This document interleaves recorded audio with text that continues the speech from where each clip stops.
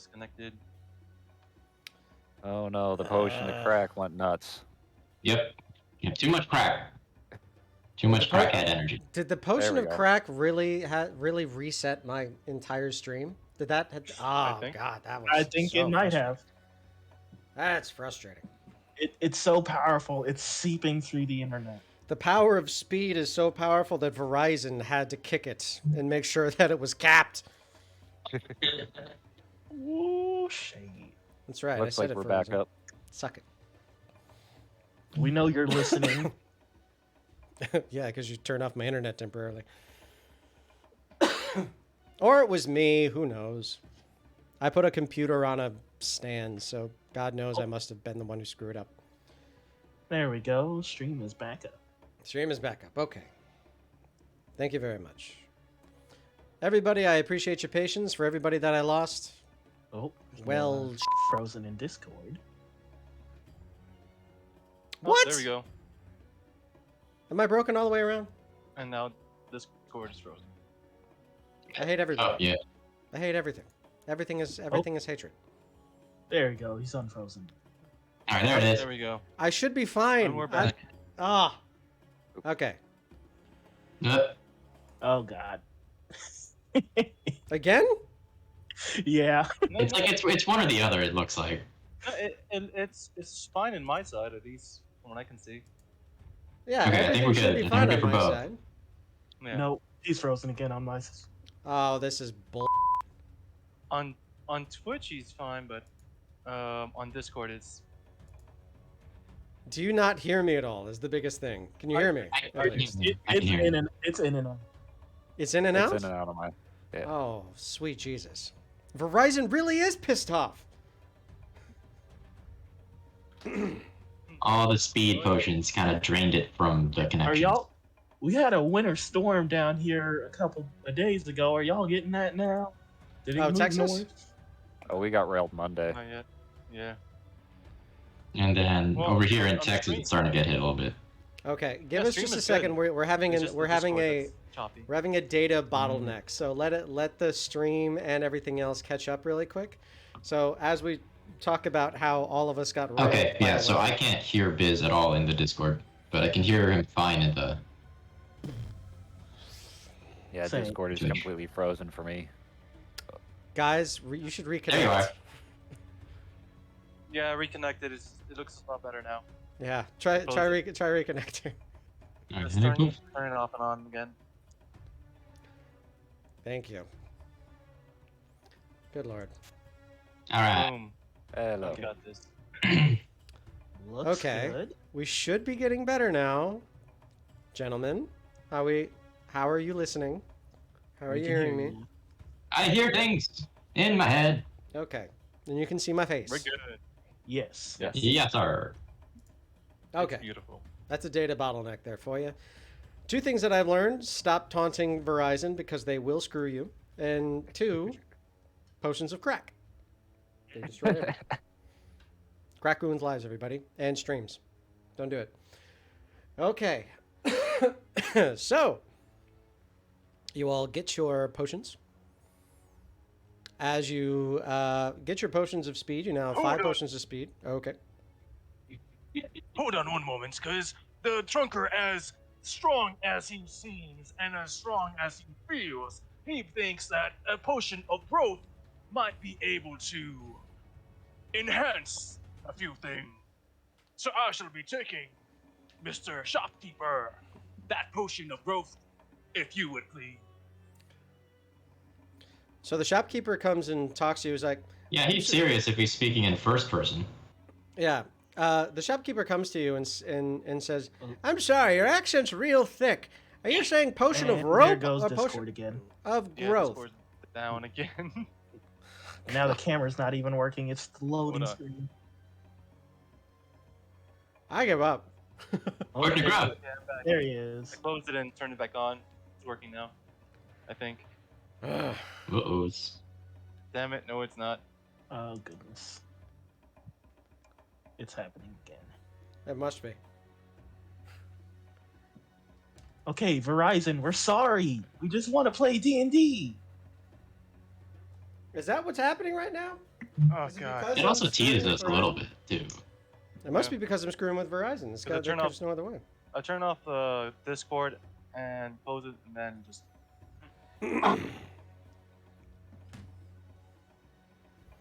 Yeah, I'm just trying to play a fantasy game with my friends. Driving me nuts. So What let's if you- see. What if you turn off your camera? We can just watch your face through the stream. Let it focus solely on the mic. Yeah, but I don't hear Biz either. Well, all yeah, my whenever all my video capture that comes through the fixes itself. Discord though, guys. Oh boy, this is annoying. So let's see. What I'm trying to do is, since the Twitch stream is fine, Yeah. I am just listening to everybody on the Twitch stream and muting everybody in the Discord. It's gonna be a little delayed 40 though. You have a 45-second delay on that, dude. Oh, this is painful. Hang on a second. All right, everything is gonna be destroyed for a second, but I swear I'll be right back. I'm gonna go straight wireless. Whoa! That. Here it comes. Is our hopes is going to. There it is. I Here hear it you, comes. Biz. Mm-hmm. I hear you. Give it a second. Mm-hmm. Gonna do a little bit of data bottlenecking. Okay. Ready? 3, 2. Crap. Who can hear me? Show of hands. Right. Okay. I can. You're good. You're good. There we go. This is the first time I think I will ever have this problem that my wireless connection is doing better than my wired. Mm. I give up. I give up. I give up. It's very odd. Extremely. It's okay. And everybody, we're back! Let's all just... Oh. I really, really hope that we... I'm sorry, if I screamed and that hurts your ears. I think we're just going to cut this out of the recording. But I don't edit my videos anyway, so it's fine. We good. I'll just add markers or something. You all get potions of crack, and the Arar comes to you, Trunker. The Trunker, sorry. I want to make sure I use your full name. He comes to you, Trunker, and he says, I have a quick question for you. I'm not quite sure if your accent is just that thick, or if you're asking for a potion of rope, or if you're asking for the growth. I am asking for the potion of growth, my little friend. Can I interest you in a potion of rope?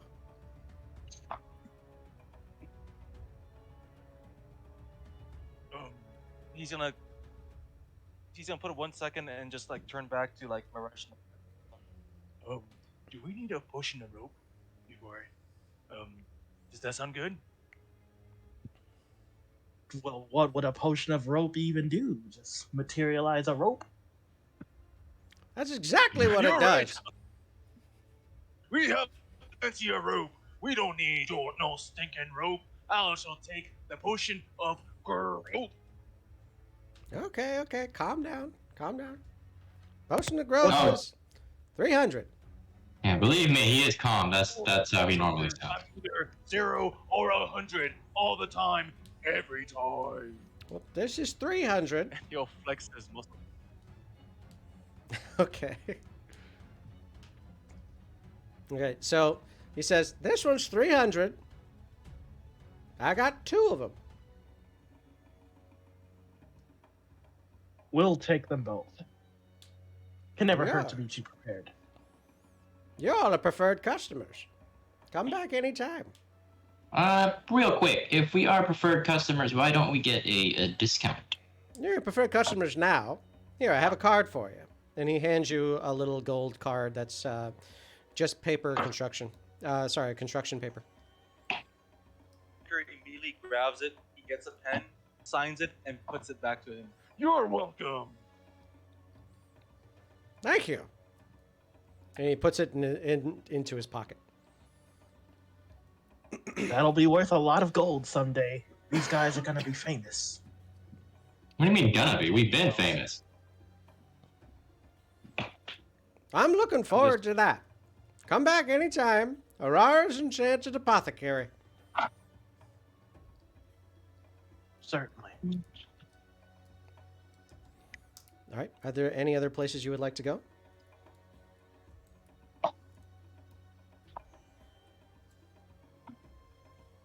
I'm good. I'm good to go. Okay.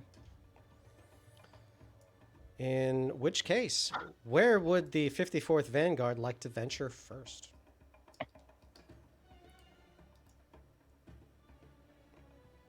Well, I do believe our new friends had a certain idea they wanted to propose. Well, we're new in town. Just figuring we go sightseeing a little bit. Unless you got some stuff to do around here, Maresh. Is the Twitch having issues? Not on my end. Oh, never mind. No. Never mind. It's back. You stop it. You stop it. Now you're just doing that to make my heart go pitter patter. You hear that? That's my heart going pitter patter. It's in my throat now. Ah. Stop it. You want to go searching through the city? No, I was just suggesting, unless we don't really have much else to do. Us VWLC members are just kind of floating about, looking for the next bout and fight.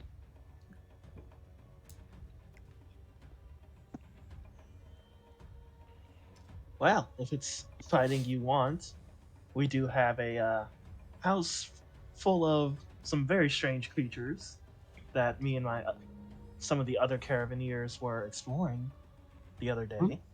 Ah, interesting. So the next gig is at a house. I haven't done a house party in a while.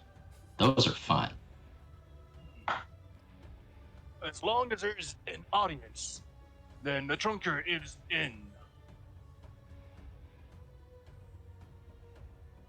It sounds like it's consensus. Okay. Iltis, my punchy friend, how are you feeling? Wait. What do you think? I wouldn't mind finding a place with a audience to rekindle what was once a great trio of kick-assery.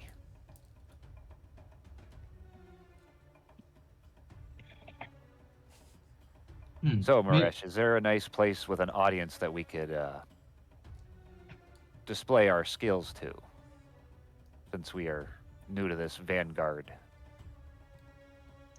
Well, there certainly is a rather lively crowd being held that holds parties every day. I'm sure they wouldn't mind a bit of freelance entertainment. And where is this party at, if I may be so bold to ask?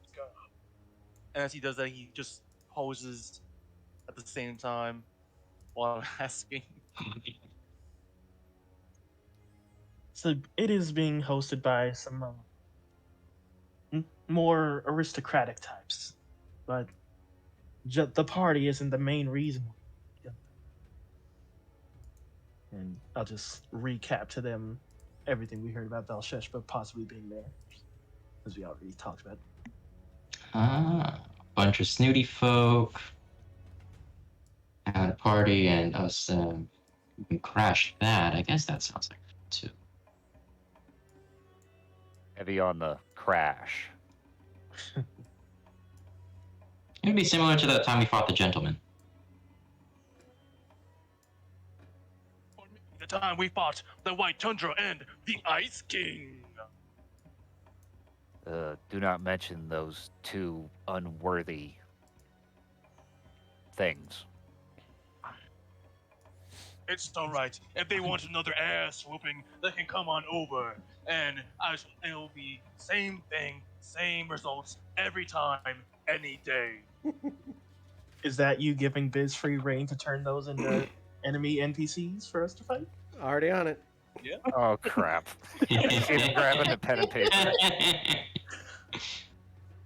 For the record, they're both Oh, I know Was it, exactly what they are, but okay. The Goliath, polar bear. Okay. Oh boy. Werebear. All right. This is why you don't Then- put so much detail in your backstory. yep. I You know leave it's it vague. fun. It's fun. Oh yes, it's fun, but So, are we decided at the Raxbillough then? You're gonna go to the Raxbillough party? It seems so. I believe so. Sure. Right. Okay. Then it is settled, and before anyone else says anything, the Trunker is going to cast Skyrite, and up in the clouds he's going to put this. Okay. Trunker is going to tonight only at the Raxbillough, the Trunker, Cannon Bolt, and Iltas. I love it. Okay. This can definitely be a thing. Well then, we should go back to our ship and get all gussied up. All right, we gotta dress up and stuff. Well, I Gotta should- make sure you have your mask ready. That's fair. Mm-hmm. This is a masquerade. Paint counts. I'd say paint counts. I believe so too. I will to make sure they don't confuse who I am and who I am not. I shall be keeping my belt on. How else will they know that I am the heavyweight champion of the VWLC?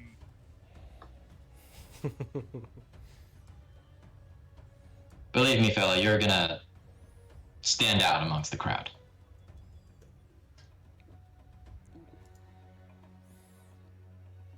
Okay. So, you all are heading over to the Raxbillough estate? Yes, sir. Mm-hmm. Okay. So, Before that, can the Trunker drink the potion of fashion sense before he goes out? oh sure. Or before he goes out, he's gonna say like, we have one of these. Who's going to drink? Because I feel like at least one of us should dress the parts of an aristocrat. Well, I have my robes I received from the Lady Dollar. They're rather formal and function. One of you can have it. All right. The Trunker is gonna go ahead and drink it. Okay, the Trunker is drinking the potion of what? Fashion sense. Okay, he's going to drink the potion of fashion sense. The moment that you start drinking the potion of fashion sense, every bit of Fifth Avenue couture starts flowing through your mind as though it was second nature to you. As you start thinking about all the different ways that your body shape deserves to be pampered, and all the ways that you know that your curves should be hugged and should be covered, and those parts of you that you should feel no shame, and those that need nothing except for shame. You come up with what you believe to be absolutely pristine ideas for your outfits tonight, which you know that you might be able to purchase. So what you're going to do is you're going to roll me a D100, and I am going to find an item from a store that I have up in my actual browser, and it's the 16th item. Are you buying for your team, or you're only buying for yourself? I'm buying for the team. Okay. Things that they can incorporate their own like the Daedalus ropes, something that can incorporate that as well, things like that, or they can go under. If the Daedalus ropes can go under it. Okay, got it. The trunker.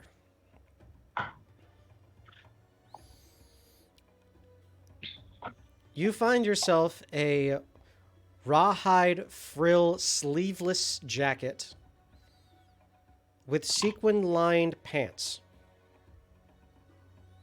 These pants are very, very tight at the thighs and flare out towards the bottom. The rawhide jacket is monogrammed The Trunker in 70s style Warriors brand graffiti. I love it. For cannonball or cannonbolts.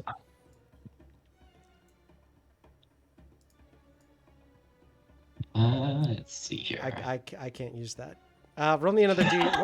Roll me another D100, please. Me or Cannonball? You're the one with the accidentally fashion. You're scrolled the one on with the some- fashion sense. I can't use that. Just accidentally scrolled onto some assless chaps. That's exactly what I was thinking. No, that would have just been funny because also Cannonbolt is a tabaxi, so a cat that would make sense. I just can't use this because it doesn't work for streaming and for the quality of my show. Not the technical quality, but the content. All right, there's a level that I don't want to hit. That's fair. Okay, Shopping Cannonbolt. montage. You find yourself with a hockey. It is a draped Japanese overcoat jacket. It has many stripes down the side, and each one of the stripes has little blue flames coming out of either side. You have a headpiece that appears to be feathers moving backwards with little spots open to poke out your ears. Underneath is a pair of shorts and banded knee braces. Nice. And let's roll one for Iltas, please. And I'm gonna roll one from Maresh as well.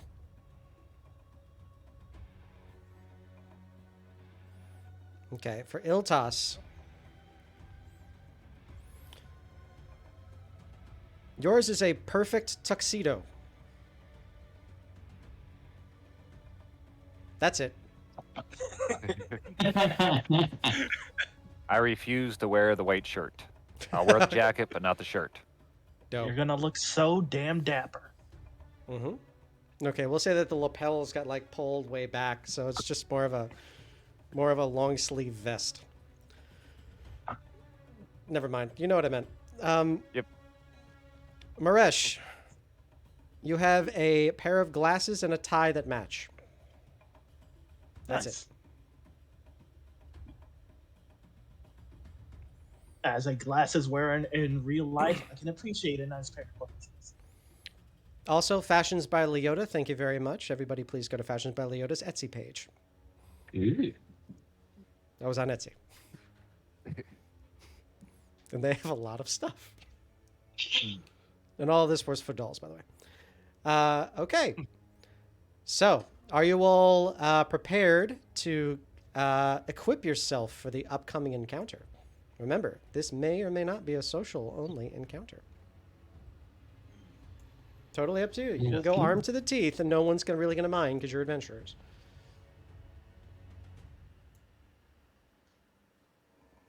Are you all? Yeah. Are you all ready to tell me what you're going to be bringing on this this combat or social encounter? Yes. Yes, sir. Go for it. Let's start with Maresh. All right. As stated, I will be wearing the Dalo Archmage robes, and I will also be wearing a Ring of Protection and the Staff of Power, which I will holster along my back rather than holding out ready like a weapon. So it looks a little more decorative to anyone who Nice. doesn't know what the artifact actually is. Nice. And I will also be holding the contents of a Keisha lunchbox within the pockets of my robe, like on the inside where nobody can see them. Okay. Anything else? That will be all for me. All right. Iltas. I'm gonna grab a ring of protection. Okay. 5 healing potions, Weaver Might that I crafted last week, Okay. and one of the potions of speed. I'll make that 2 potions of speed. Okay. Don't call it what it is, otherwise my stream is going to die out again. All right. Is that everything you're bringing? Yes. Cannon bolts. All right. So Cannonbolt is going to bring 1 ring of protection. He will bring along the spiked glove or cestices, Okay. the immovable rod, a periapt of health, Okay. Keisha's lunchbox, 1 Weaver Mite. Okay. Gonna go for the animated shield, just gonna be propped on my back. A wand of being extra, because we never know when we need that. Sure. And last but not least, we'll be taking 1 potion of speed for the super zoomies on a kitty. Okay. Is this animated shield Cheryl or the other one? We'll go with Cheryl. Got it. Okay. And for the trunker. What are you bringing? The trunker shall be bringing Keisha's lunchbox, the bronze horn of Valhalla, the ring of Smelter, the hammer of Thunderbolts, the +1 longbow, 1 Weaver Mite, and a cloak of protection. But to make sure that the words the trunker can be read on his back, he shall be constantly casting Mage Hand to grab the cloak and make it bellow in the wind. That's Delightful. awesome. It's sessions like this that I wish that I could keep giving cards of inspiration. All right, Cthulhu, you're breaking my brain. Do you want to draw a card? Agent of Chaos. Yeah. That's usually Agmar with him, but I'm scared with anyone else. Like I literally on Lenthox, the first time I played him, I drew the towers, the death one. That's true. You know what? I'll draw the card. Okay, that happened to Kellen too. It's like his very first entry within like 5 minutes of starting the show. He just blah. Okay. This one will not affect you now. Oh boy. This will affect you eventually. Those are the most interesting ones. Yeah. Well, the good news is it's not the death one. It's not the Yeah? death one. No. Okay. Is everybody feeling well equipped and good to go? Yes, sir. Yes. I'll bring a Weaver Mite as well if it does. We remind you got it. And just for the record, I'm not attuning the hammer of Thunderbolts, because you need like the ogres of Goblin ogres or something like that, and a belt of giant strength. So he's just basically using it with the hammer face down. And oh yeah, I'm also bringing the wing boots. Okay. So he's gonna keep walking, but with every step he's using the hammer of Thunderbolts, basically like a quarterstaff, Dope. just so it makes a thumping sound with every step. Okay. Sounds great. Is everybody ready to go? Yep. Yes. Before we depart, Cannonbolt is just going to rest on the Trunker's battle platform. Oh yeah. Okay. You climb up onto the battle platform, which is sort of this like foldable backpack area, except it has a pressure release, which if you throw it in one direction by throwing your arms forward in sort of like a bench press motion, it will launch you forward. And this is considered your ejector seat that you and the Joker have been able to make happen. So with that, we're going to head to a party. you all get outside of the gorgeous Raxbillough estate. Inside, you can hear some music happening. You all are down to the southwest of the map as you all enter. Most of you looking very dapper, some of you looking a little out of place, but still handsome as. And as you enter, there is a bald gentleman who is standing out front, and also a very brightly adorned gentleman who has many small, what appear to be knives from a distance, but as you get closer, they just look like small rods. And now that you get even closer to the front door, you can tell that they're all wands that are placed to the side of him like holsters. They're both standing in front of the doors, looking at you all with a big smile, and you see them nudge each other on the shoulder and say, that's gotta be them. That's gotta be them.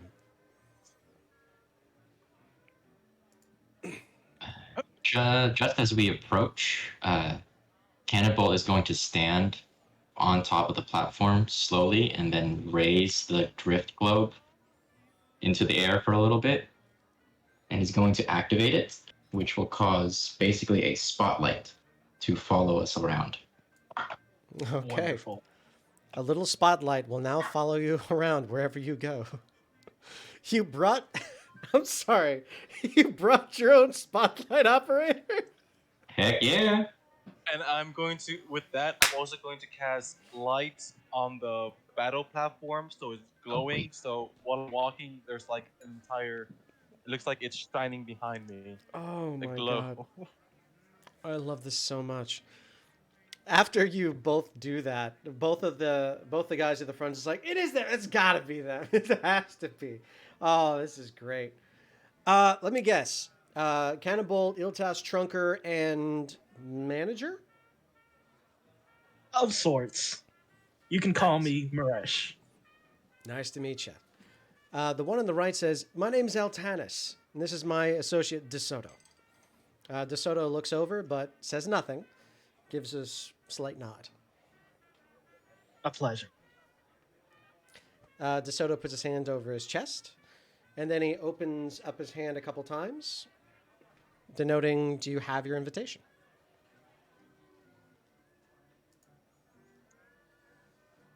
Manager, did you grab it? I believe we do. We should have received one from not the Spy Master. Was it the Spy Master that gave us this mission? I forget. It was. Yes, he should have given us one. Okay.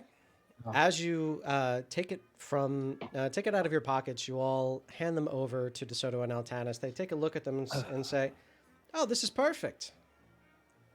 Great. The rest of everybody else is in. It looks like everything's in order. The moment that you get through the first area, that's just the sitting room. If you want to grab a drink, if you want to take off any of your stuff, we have a bunch of unseen servants in there. You don't have to do anything. Just toss it and they'll catch it. Also, you're going to see the master and his missus inside the main chamber. Just be courteous. Remember, they're foreign, but they're very lovely people.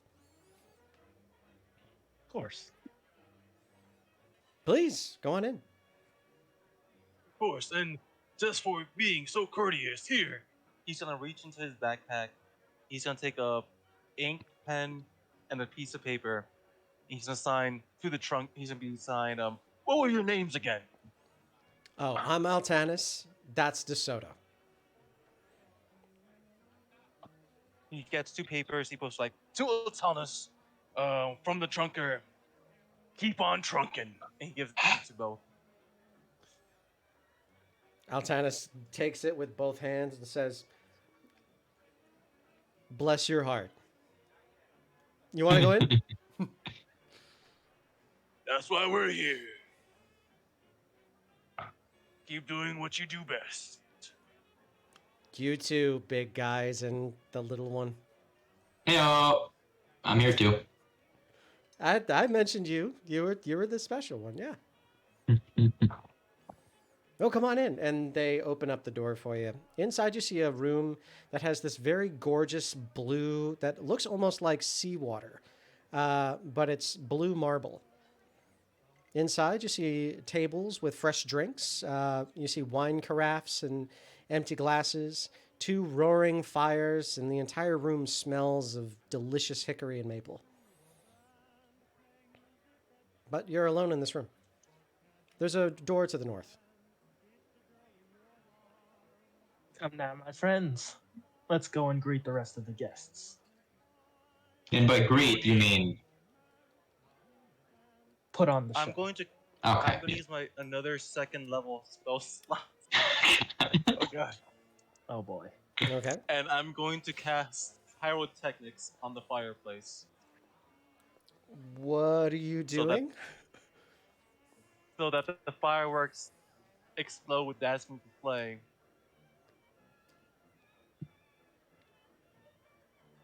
Okay. Is this door closed? The door's closed. I will open it. Wait, is there anyone in this room, or is it There's No, it's just us. nobody in It's just this us. room. Okay, never mind that. I mean, Sorry, I you could thought it was. no, you could do that, but there's nobody in the room with you.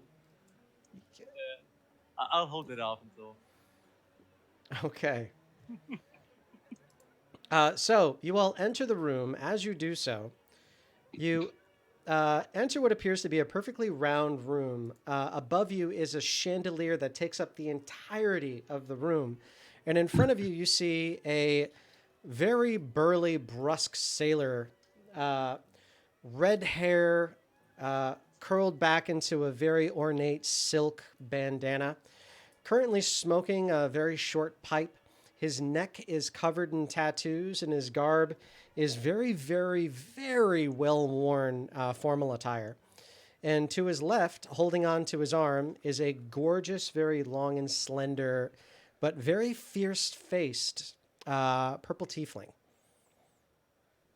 As you enter, both of them put up this very big smile, and each one of them gets up, but you hear the woman speak first. I bet any money you all are probably the ones that put all that writing in the air, didn't you? It depends. How much you betting? You see the red-haired man. Sorry. Lights. Cut that out. Killing. Cut that out, all right? And he starts bellowing in laughter. As he starts bellowing in laughter, you see her like slap him on the shoulder just a little bit, and he's like, sorry, dear. Y'all are real funny. You're real funny. I know. You've got to be the trunker. You've got to be Cannon Bolts. Iltas, and I know you personally, actually. You're Maresh, one from the caravans, yes? Indeed, I am. I was hoping pleasure. that I'd be able to meet you. Welcome to my home. I am Gwihan Raxbillough. This is my wife, Elena. And It's truly a pleasure to make your acquaintance. You see Elena dip her head down, and as that happens, you see that her hair is lined with this, like, almost ruby red tinsel. And it sparkles, as well as each one of the folds in her horns also appears to sparkle as well. As she has some sort of a refractive paint inside of it. It is gorgeous to look at. And you see that she's very keen about the subtlety of her fashion. The moment that happens, the Trunker, you start taking mental notes because your potion is still in effect. Gwihan looks over to you. Welcome to my house. Been hoping that I've been able to have you guys around because I understand that you have a flying ship. So, 2 things. Number 1, I'd love to know more about that. And number 2, love to hear more about Felden's birth. Would you be able to talk to me a little bit about that? At least sometime today. It doesn't have to be right in the middle of this party, but sometime. Can I get that promise from you, Maresh? Of course. I We'd appreciate love that. to. Okay, then. Well, without further ado, let me take you into the main room, and I'm going to introduce you to the rest of the guests. Please follow me. And he goes alone. And he starts bringing you into the next room. As he Before does so, goes, okay, before he goes,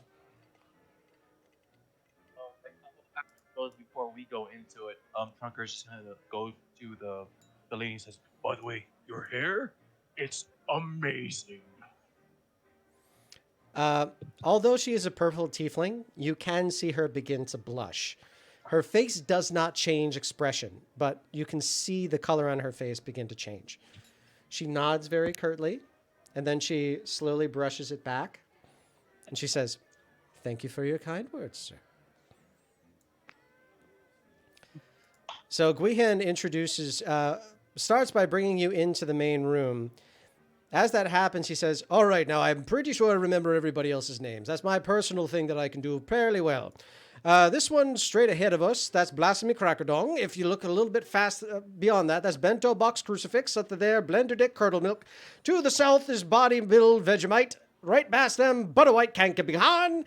Up there, up near each of the tables, that's Broccoli Chuck E. Cheese. Down by the south, that's Pallet Town Clumbly Clup.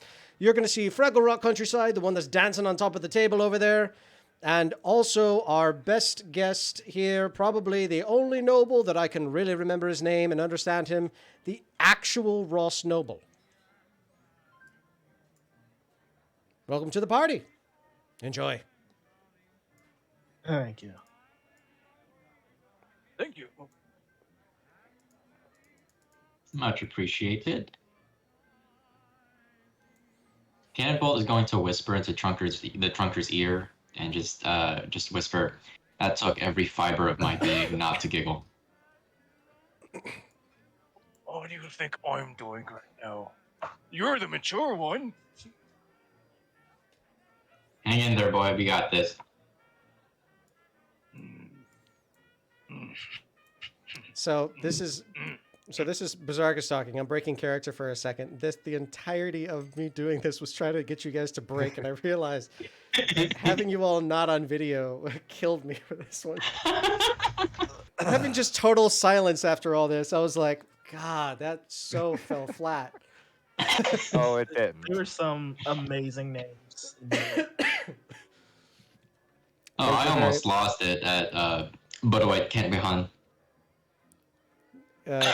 Every single name. Thank you very much for the Benedict Cumberbatch name generator. Oh, of course. I mean, that's why it sounded so familiar. I love. Which one of them is Doctor Strange? No, they're he's all just Benedict Cumberbatch.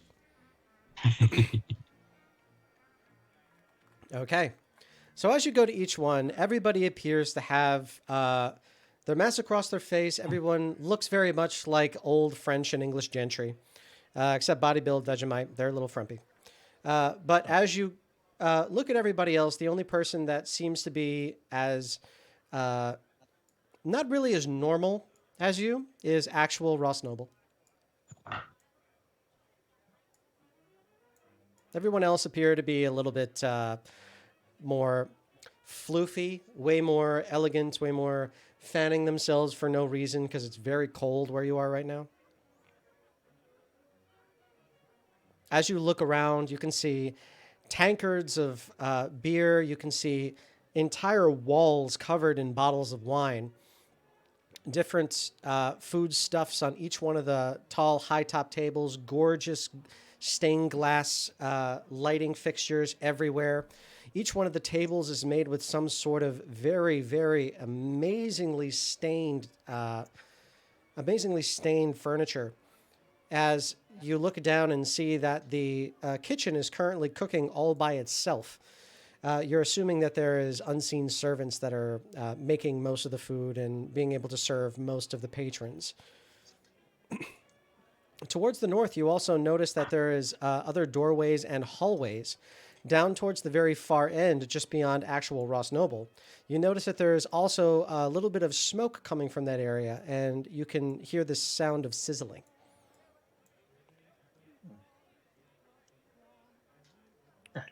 Gwihan turns to you and says, "Well, I'm going to get back to my wife, and if you all need anything, just come on back and let me know. But until then, please, mingle, have fun, talk to your friends, and do whatever. Who knows, you may find a patron or something. Or business. Bye." And he shuts the door really quickly. I will start making my way through the room towards these back tables to grab something to eat, giving my greetings to everybody as I pass by. Okay. Free food. I'm gonna do the same thing. And where's all the food again? Like the On each of the most amount of tables, food? on each of the tables, just beyond Fraggle Rock Countryside. He's currently very deep in his cups and appears to be dancing on top of most of the baked goods. I'm going to look around for a nice, Excuse me. strong ale. Okay, you look towards the south of the room, and that appears to be where the beer is, just to the south of Blasphemy Crackerdonk.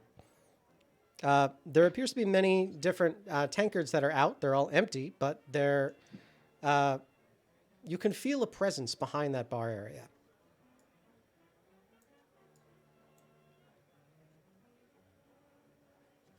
So Also- down here. Can you see the names of the characters that are out there? Yes. Okay, Yes. good. So yes, Blasphemy Crackerdonk to the south of them. Over this. Oh, over there. Oh, I see the barrels. There you go. Okay. Yeah, if you all couldn't see the names of this would be on expert mode. Impossible.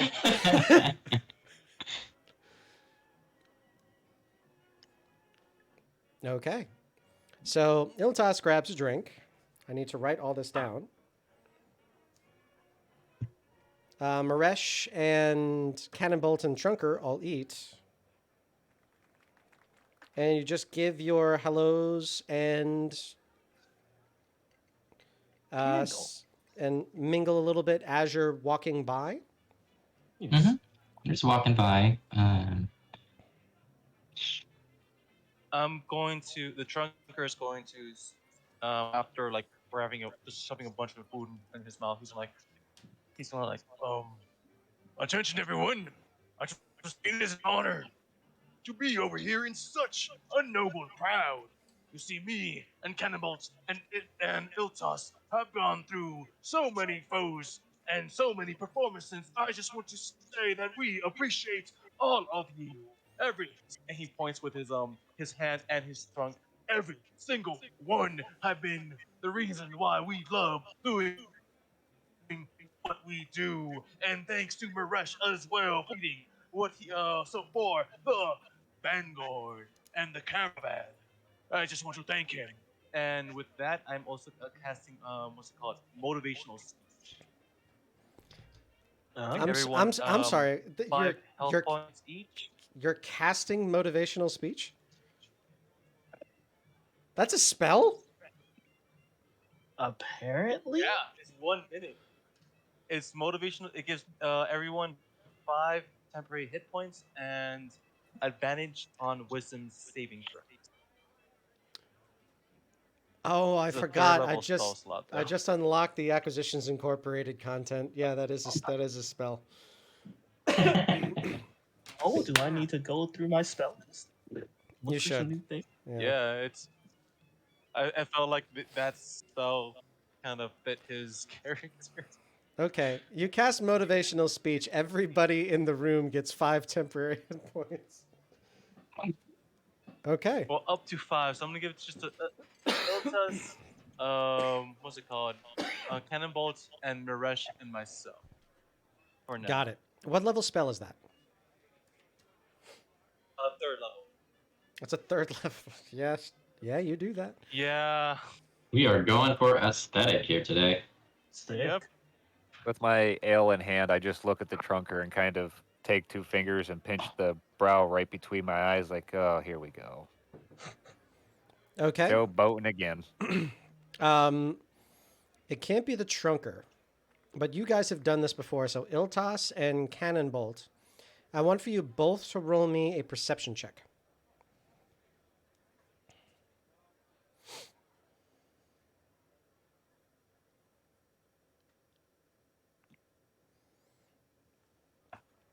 You've gotten everybody's attention. Cannonbolt notices this much because he's also on top and has a lot of light around him. But everybody's attention from the west side of the room is all over you guys.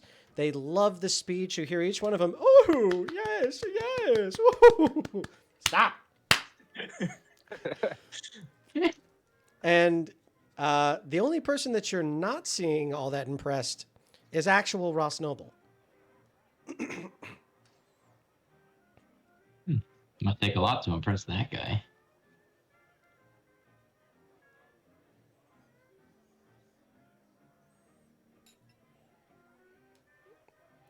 Maresh, you're noticing that Palatown Clumblyclop comes over to you, and he says, "Excuse me, I've never seen somebody with your skin tone before. Are you from out of town by chance?" Yes, yes, indeed. I am what's known as a genasi, my good sir. No kidding. Where can I find one of you? Well, we're rather all quite spread around. I'd say check someplace. As soon as you start feeling uncomfortable by this, you see his left eye begin to start to droop. And the rest of his expression doesn't seem to change, but the left side of his face begins to start to fall.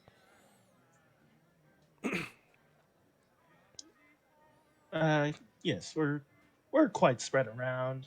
You just have to look hard enough. You'll excuse me. By all means. As you pass by him, he drops his cup.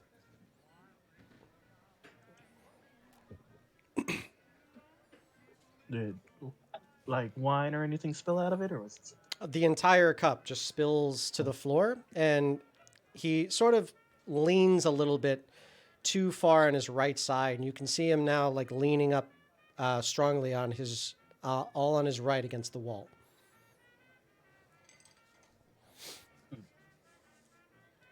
I'm gonna scream out, "Oh no, he seems like he needs some help. Cannonballs!" And I'm going to use the battle platform to activate it Okay. to launch cannonballs across to help him out. Okay. I'd like for you to I don't know roll what's me, going on, but let's go. I'd like for you to roll me a strength check at advantage. Okay, let me see. It's at advantage. Mm-hmm. Not strength save, just strength check, right? Just a strength check. That's correct. And Cannonbolt, I need an acrobatics check at advantage. You got it. Oh, Okay. Jesus. With the maximum of 40 possible feet that you can be thrown, he takes the apparatus and he ka-chunga in his... Stop it. And he, as soon as he slams it forward, you start flipping through the air, going, hurling over top of Fraggle Rock countryside, aiming towards Palatown Clumblyclop, and you scratch the wall, getting yourself down very slowly, but it still takes you like a good 4 seconds to just like down the wall. And eventually, as you get to Palatown Clumblyclop, you notice that the entire left side of his face is now drooping, and his eyes are rolling into the back of his head as he leans over to one side. Hey, how's it going? I heard you. Whoa! You look great. You okay? How you feeling? Roll me a medicine check.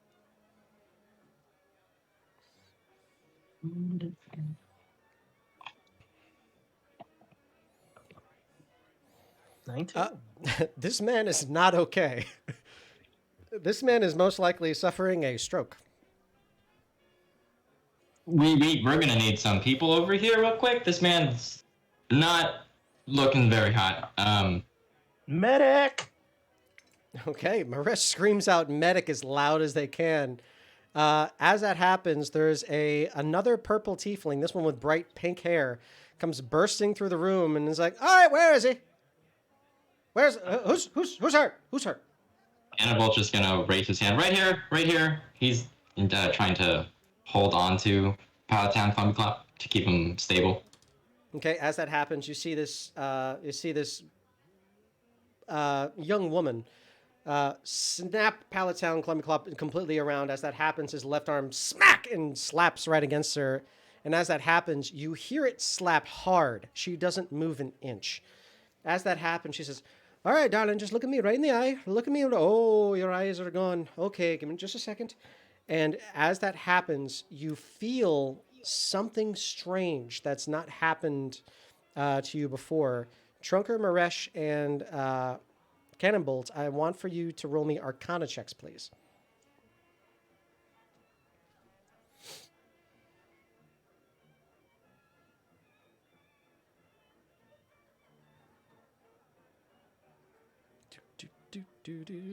Trunker, just wait.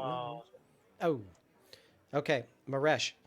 You're the only one that remembers this because you're the only one who was in the last battle inside of Eldid'Amin. This is the same sort of energy that those mind flayers were sending towards you, but this is a lot more controlled and way less malevolent. This is more benefic than malefic. So as this is happening, you're watching as this energy is sort of permeating from this pink-haired tiefling. And as that happens, you're watching as Palatown Clump's arm begins to twitch very violently and then stop twitching at all and then just kind of shake just a little bit. And after a little bit, you start hearing the, wah! Oh my goodness. Oh, dearie me, I think that drink was far too strong. I'm so sorry, everybody. Everything's fine. Everything's fine. Thank you very much for the hug, dear. You're very pretty. Get off me. Thank you. And then she's... That's gratitude for you. Thank you very much for your help. If anybody else goes down, just let me know. I'll be in the back. Just scream out medic like I did last time. I like that, actually, by the way. And what is your name, my fair lady? As you stop her from moving away, she's like, "Oh, I'm Ellie. I'm one of the Raxbilloughs. I'm their daughter." First time. Nice to meet you. Nice to meet you as well. You don't mind me asking, do you? But hang on a second. Could you come over here for just a bit? And she literally just turns you in the other direction from Palatown Club and says, "I've been meaning to ask you, are you feeling something kind of weird in here? Like somebody's been watching us?" Oh no, it just Well, feels like... it definitely doesn't help that I have a giant spotlight on myself. And I'm kind of used to people watching me, so yeah, I don't really feel all that different. I'm a member of a shipping family. You're not the weirdest person I've seen. Oh, well, that's fair. Why are you so uneasy? I feel something. I feel like something's not right here. Like somebody's trying to hide themselves, and I'm not talking about the mask. I don't know. I just don't feel like everybody is exactly who they're supposed to be. Something like that. And it's making me very, very uncomfortable. And I can't get this smell. It smells like rotten eggs out of my nose. And I know that we don't have any eggs in here. My mom's allergic. Rotten eggs and uneasy feelings. Not really something you want in your fancy schmancy party. I don't know. I feel it worse around you, but I know it's not you. I did my whole thing very close by. And don't worry, he's going to be fine. He had a break in one of the arteries in his brain. I fixed it, so he should be all good. Okay, good, because I thought it had something to do with the drinks. Not really sure how you could do that, but that would be a very, very incredible drink. In which case, you could make a fortune being a poisoner or something like that. Very much so. I did notice that everyone reacted, but Mr. Noble over there been sitting there as stoic as ever. What's his deal? Oh, that's actual Ross Noble. He's like that. Ah.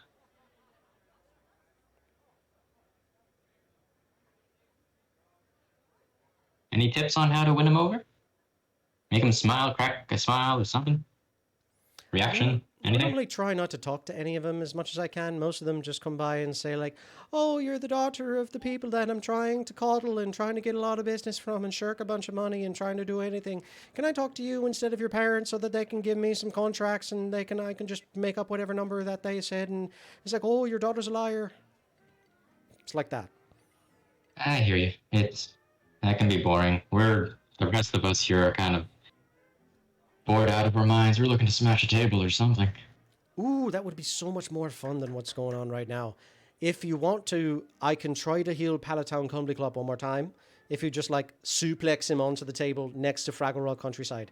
They're both decent fighters, except the other one literally just had a stroke. So I'm not saying don't do that, but I am saying if you did do that, can you at least call me out first so I can watch? Yeah, sure. I'll definitely let the Trunker know. That's kind of his specialty. That would be great. Well, it was a pleasure meeting you. Pleasure meeting you too. You're friends, so I'm guessing this one must be the Trunker. Very original. Yes. This is the Trunker. He is our grappling machine and our muscle. This right here is Iltas, our striker. Punches lightning fast. Marash I only just met, so I don't know much about him, but he has a lot of stories based on how he looks. He looks pretty well weathered, if I do so say myself. Hey, well, every scar is just a constellation of stories. Nice to meet you, Trunker. It's been a pleasure. Iltas, all the best to you too. By the way, if you're ever looking to spar with anybody, I know that my mom and my sister is probably around here somewhere. They've always been into it. It sounds like a fun time. Mr. It Maresh, does. you're probably the most famous person here, but don't tell anybody else. However, try to keep your flying ship out of everybody else's mouths. They don't know that that's with you. Cool? Understood. Yeah.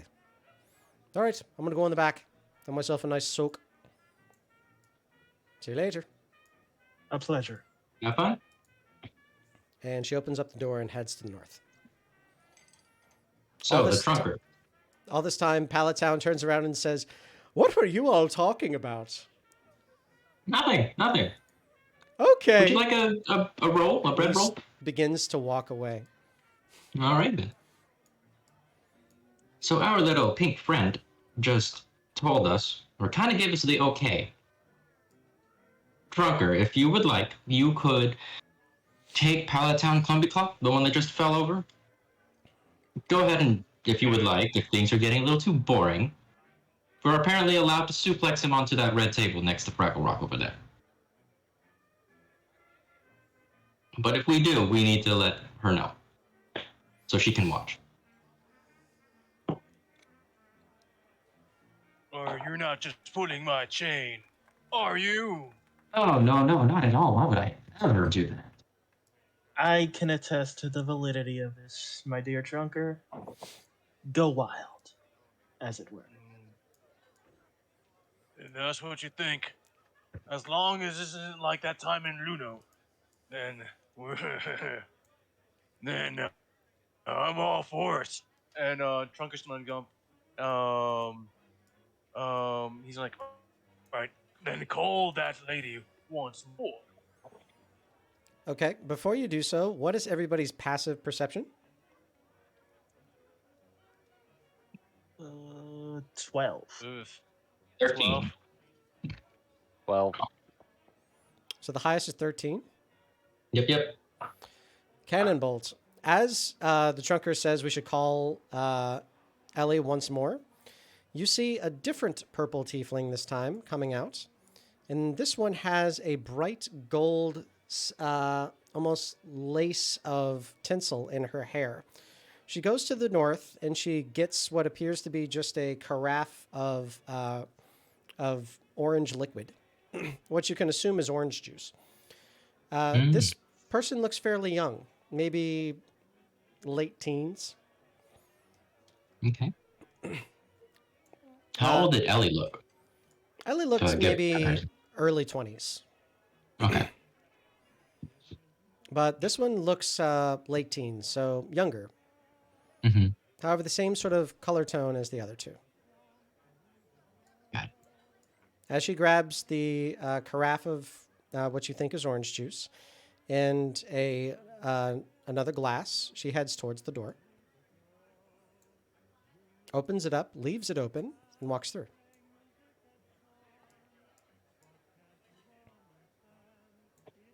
Uncle, before we go around smashing people, and that's really what we love to do. Do you want to explore this place a little bit? We've heard a lot about the Raxbilloughs and their family. Apparently, Ellie has a little sister, which I believe just walked over there. I suppose that seems like something that I should probably do, because violence is never isn't always a solution. Remember that, folks.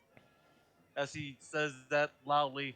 Violence is is not always a solution. Remember that, folks. He says it pretty loud while stretching out his hand Okay. across the room. Iltas, Maresh, Cannonbolts. Insight checks, please. Okay. Woo! All right. Arsenio, you're just getting all the good rolls tonight. I'm burning them. It's not going to be a good sign later. Okay. Drunker, again, you see everybody else, except for Fraggle Rock Countryside. Fraggle Rock Countryside is very, very deep into his dance right now. But everyone else is, oh, yes, that makes perfect sense. Yes. And then they all go back to their conversation, turning around. But every time that you seem to start to bellow, everybody turns to look at you as though it is proper to do so. Give a little golf clap and then turn back. Cannonbolt, you look around the room, but remember that actual Ross Noble probably had something else that they were more focused on, because when the motivational speech happened, they didn't look over. So you, just out of the corner of your eye, watch him.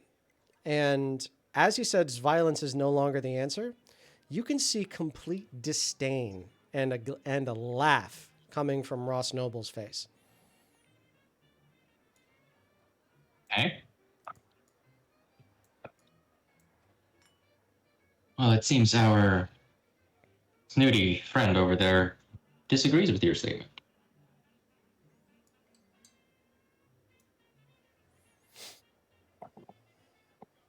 Where does everyone want to go? Should we start to You mean- suplexing? That.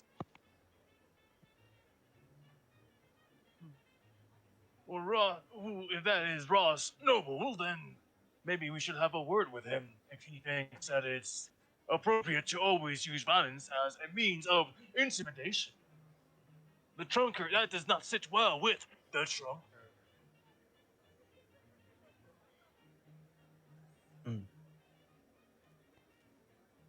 And he's just gonna go right. He's gonna go right up to Ross Noble. Okay, so you stomp across the tops of the tables and then you land next to Ross Noble. As that happens, he is sitting on a high stool that is next to one of the tables. As that happens, he appears to be going through a very fine glass of tea. And you see that he is adorned entirely in what appears to be very Welsh finery. You notice that he is covered with different bits of silver flechette in filigree. You see that his epaulettes are made from what you believe to be tiger fur. And you can see that his cape is also a firecat pelt. He looks over to you and says, "What?" Excuse me, if I might interrupt you from you sipping your fancy juice from your baby chair, I would like to take a word, because it seems like you seem to have a problem with the trunker's words. And if you need help from that baby chair, because I know little ones need help when they're sitting on chairs so damn high that their feet can't touch the ground, I will be more than happy to help. Okay. Roll an intimidation check. we go. Intimidation. That was not good. Okay. So, so as you do that, you try your best to bring out your most terrifying, strong big guy act. And as that happens, you stumble over your words a few times. Your posture kind of breaks a little bit, and you start moving your hips a little too much, and it becomes way too much of an act. And you actually see him start to chuckle. And he says, "You're good. You're very good. I'm impressed. Very good entertainment today. Thank you. Thank you. Thank you. Thank you. Could you give me a spot of tea, please?" Well, the Tunker thanks you, and I am no waiter around here, but it looks like I might not be the only one acting around here. There is something about you that I do not like. Can I do a perception check to see if I smell anything rotten, like rotten eggs in here? Sure, go ahead. You make it an advantage since you're a Loxodon. Yes. How comical do you want your trunk to sniff around him?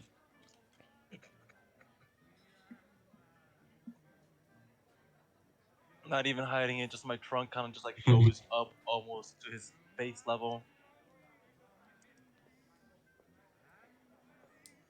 Oh crap!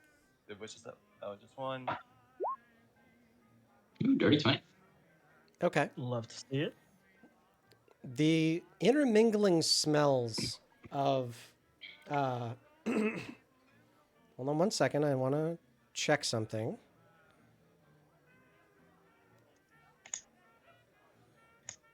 Okay, I'm rolling some dice, but I'm rolling them to myself.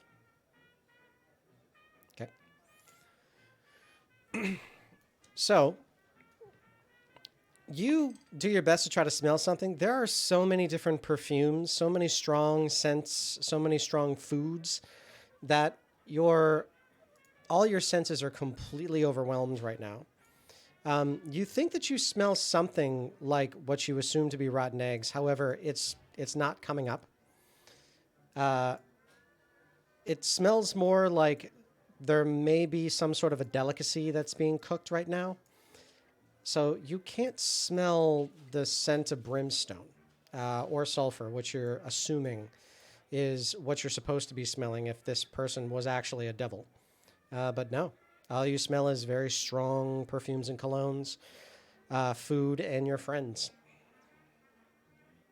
But actual Ross Noble does get you into conversation a little bit, and he says, "So you don't think that actual violence, is a way to solve things? How do you explain the war that's happening right now?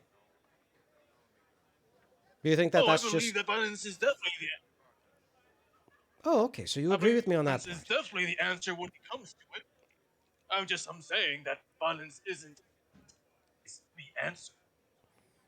And I see that your arms, I can see that you're very big and very strong, so I'm assuming that most of your fighting comes from, your muscles. What about for the little guy over there? You think that all comes from his muscles, or do you think that he needs a little bit of an assistance? Like maybe a sword? Maybe a spear?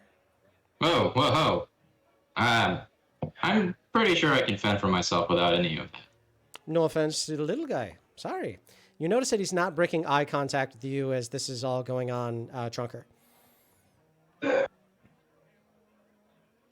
I'm only saying, in my opinion, I just think that if you are going to choose violence, then you should choose violence when you know you're going to win.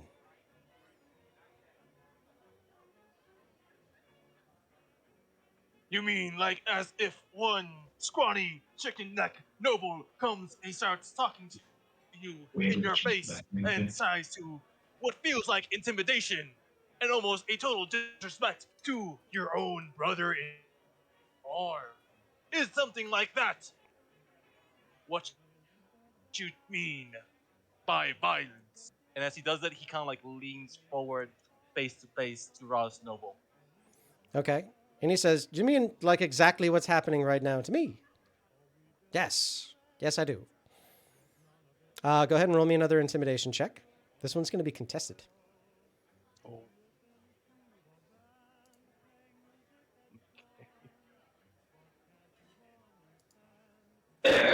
I'm using charisma for my stat. You know, Sorry, 26. Ooh.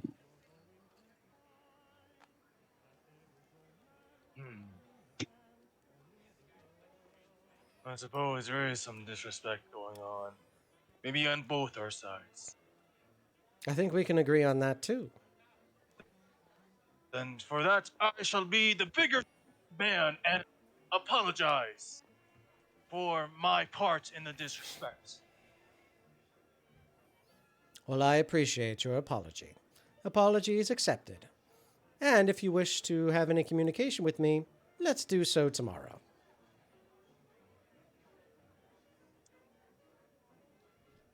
And he I gives should you take like that a, into consideration. as he sort of gives you a little wave away. Come on now, Chunker. Let's go and mingle with the others. Yeah. Spoken like a true heel. Kind of like it.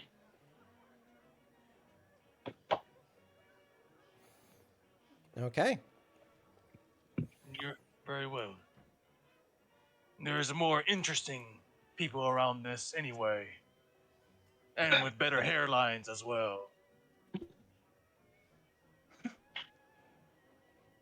Okay. So, as you're moving down, is there anybody else that you wish to communicate with, or is there anywhere else you wish to explore? For courtesy's sake, I'd like to go back into the main chamber where the Sir and Lady Raxbillough are. Okay. You go back Greetings. into the main chamber. As they say, "Sir Maresh, how can I help you?" "Let's go, Maresh." Wow. It's just that you have such a lovely estate here. I didn't want to be rude and merely wander around, so I was hoping to obtain your permission to take a look around outside of the ballroom. This is a truly magnificent house. Well, by all means, my house is yours. Just do me a favor. My daughters are in here. If you happen to see any of the rooms that are locked, don't go in. Of course.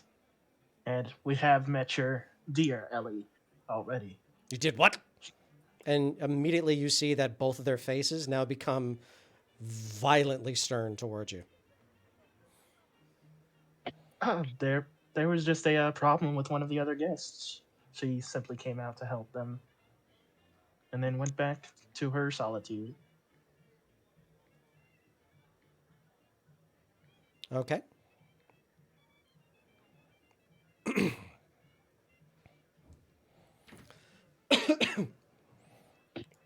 Okay. So as they look at you as this is happening, he's like, "And did you follow her?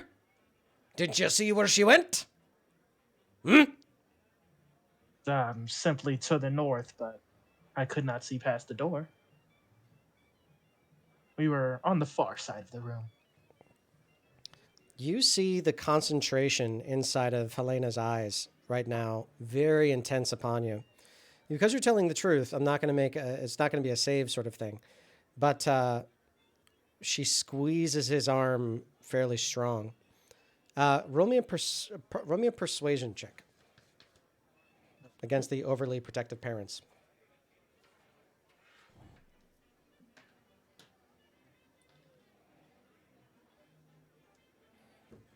Okay. I'm going to roll to myself. Okay. So Guihan looks over to you and is like, "Oh, okay, then that's fine. No worries." And then he says, "Stay away from my daughter. Don't need any of your sneaky adventuring getting into her mind, all right? Understand what I'm saying? And you can see him like physically wincing from pain on his right side. As you wish, good sir. We will keep our distance, and I will convey this to my companions. Cannonball is gonna show up and basically just call out to Mirage. Hey, Mirage, what you doing out here? We were gonna suplex one of the people outside over here, just like Illy asked, and we were gonna go call her so she could watch. Immediately, both of the Raxbilloughs get up and they walk very quickly over to you, arm in arm. And as that happens, they put, you feel Helena's free arm go onto your shoulder. What is your AC? 15. One moment.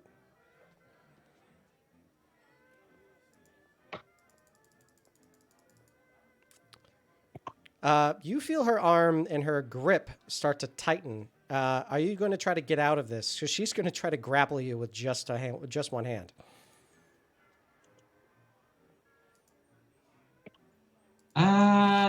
I probably will just stay where I am, because it might be disrespectful to try to move out of that. You feel the hand of God as it is holding you in place. And as this is happening, you're also seeing that Guihan is now wincing and starting to just like, ow, ow, dear, ow, ow, ow, dear, dear, dear, dear, dear, ow, ow, ow, ow, ow. And he's starting to flail a little bit. You're watching as his demeanor is starting to take a really big change. And it seems that she is saying, now, seems like we have a lot of people who are trying to misbehave. That's not going to happen. Okay? And then you see her eyes flare with this devilish energy in your direction. From the sheer pain, Cannonball's just going to go down to one knee. He's like, okay, ow, ow, ow, ow. It wasn't my idea. It was just simply suggested in our direction by your wonderful daughter. Roll me a persuasion check.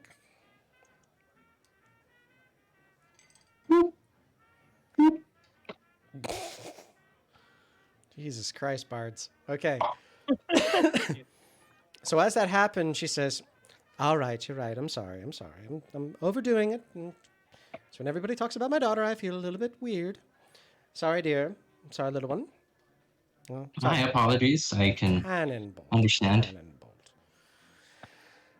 Don't suplex anybody if you can help it. But if you must, suplex them because they deserve it. Right. Does the Ross Noble guy count? Because he was kind of being jerkish. But I couldn't. That was the best as I could put it. I could have said worse. What do you mean?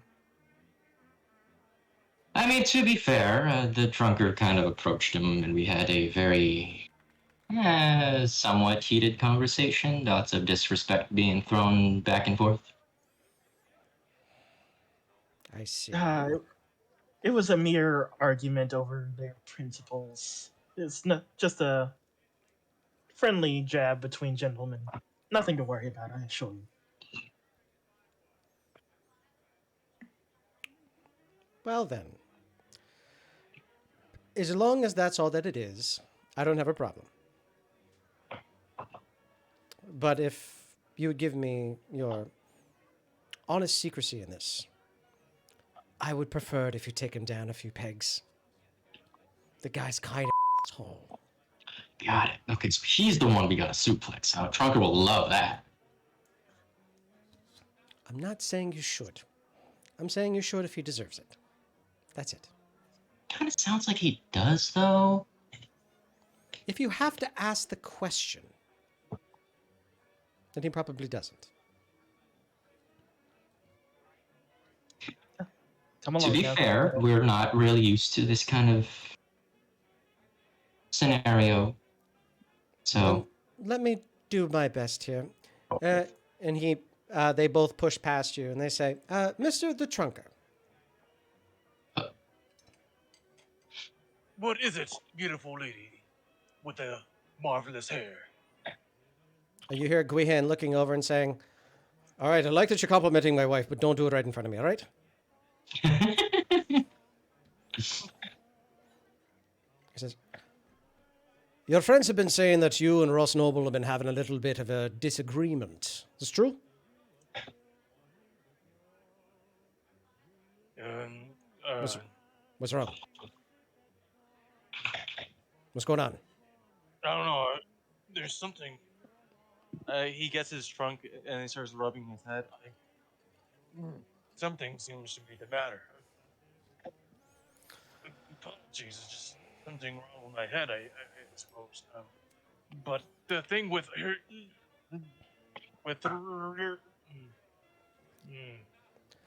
All right. Enjoy the rest of the wine. Have yourself a nice party. Come on, dear. Let's go up and invite any other of these wankers out. And he pushes past you and gets back into the spot. He wasn't calling you the wanker. He was calling all the guest wankers. You see Blasphemy Crackerdong looking over and is like, "I think he meant everyone else but me."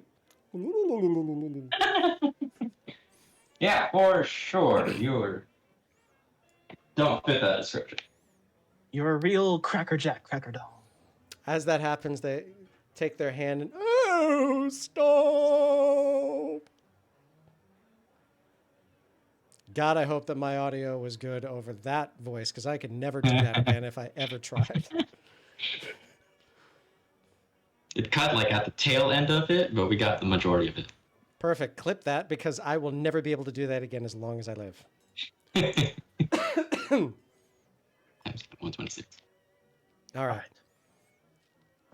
Chunker, don't suplex anybody just to suplex them. Only do it if they're actual jerks, is the gist of our conversation.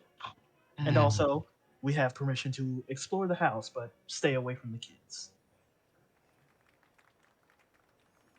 Right, yeah, they're very defensive about their kids.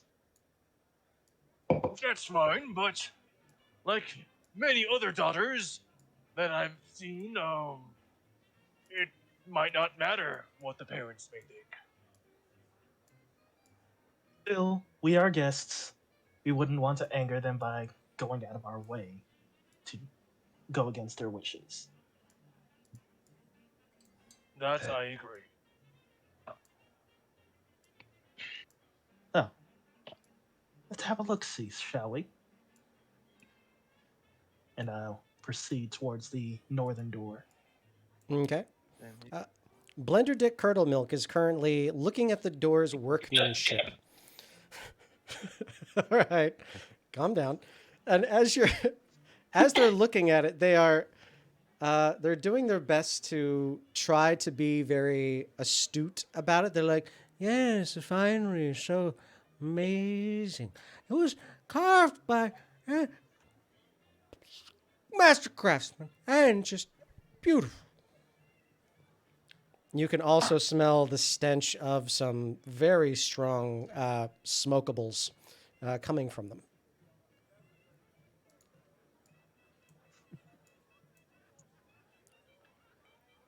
If you would pardon us, Ah! dear, Sorry. if you like this door, you should go check out those tables over there. I am Lord Curdle Milk. Yes, you are, and you know what you're talking about. I do. You clearly have a discerning eye. You can call me Blender Dick. In fact, Benedict, I think there are some people on the east side that would very much like to listen to what you have to say. Roll me a persuasion check, please. Persuasion.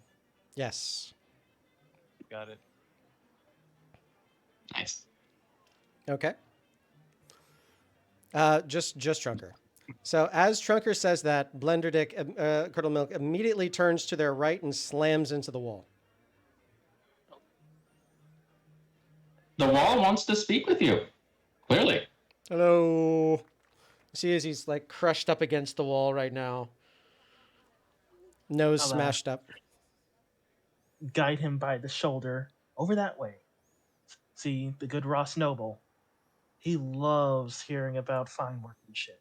Mr. Noble, it's been so many minutes since I saw you last. And he moves over in that direction. Okay, do we have to go? Because I kind of want to watch that. Agreed. We should probably go right now and avoid the whatever people in that room. That's fine. There will be plenty time to mess with Ross Noble later. I sure hope so. Okay.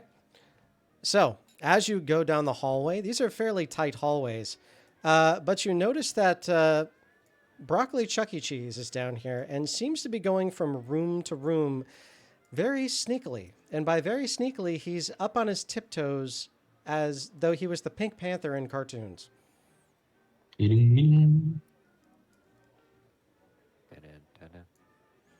Da-da. Sir Broccoli. Ah!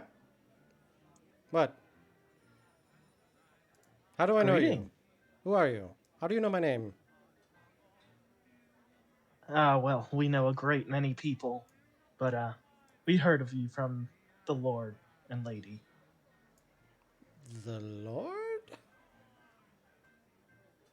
The master of the house. Oh.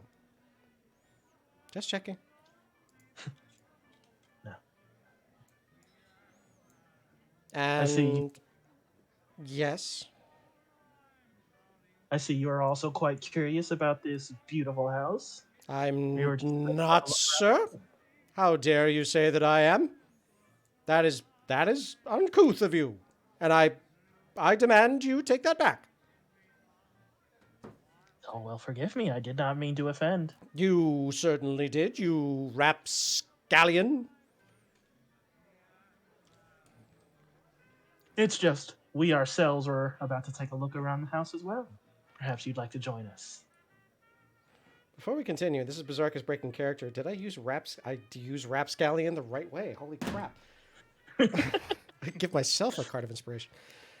Back in a character. No. I am a lone explorer. No.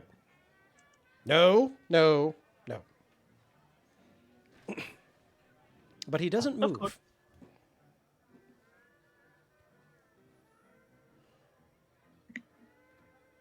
Well then, as you were, enjoy your time, good sir. Just go on. Off. With a slightly raised eyebrow, and we'll proceed down the hallway. Go. As Cannonball passes by, he's just gonna point out, try not to enjoy yourself, your lonesome a little too much, okay? I won't. Are these doors? Yes, they are doors. He's totally I'm gonna gonna go through the first one. Okay. The moment you go through it, you see a young girl. She is currently drinking what appears to be an orange carafe.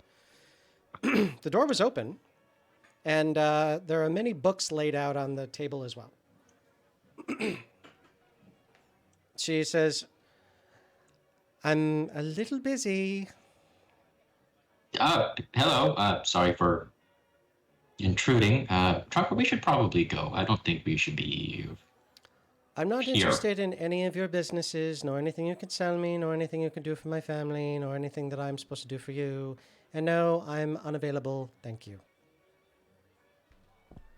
I'm gonna go to the door and say, by chance, would you happen to be Ellie's sister? Oh, were you hurt earlier? No, one of the other guests was, but she said you might be good person to ask about sparring. Really? She said her Alright. mother or her sister? Roll me a persuasion check at advantage, please.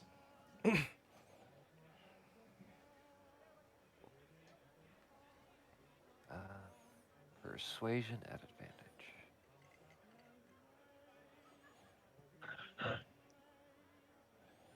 Okay, 19. As she looks you up and down, she says, "You know what sparring means, right? My gentle lord." To me, sparring is a nice hand-to-hand fighting, basically.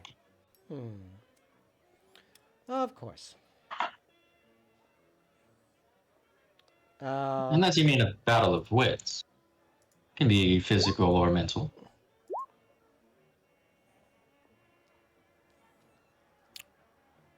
19 to hit, 11 to hit, 26 to hit, and 14 to hit. Iltas. My armor class is 18, so Two So of the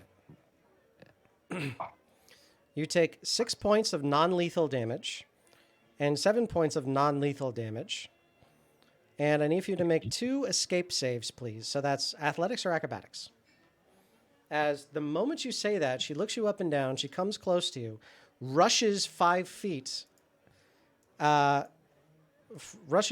towards you, and then begins, and then comes with a roundhouse kick towards the neck. Oh my goodness. The first hit knocks you off balance, and you're like, "Oh crap, I'm fighting!" And then you block the next one. You knock the next one out of the way, but the uppercut gets you perfectly. And then as that happens, she turns around, grabs you into a hold, and is now grappling you in a chokehold.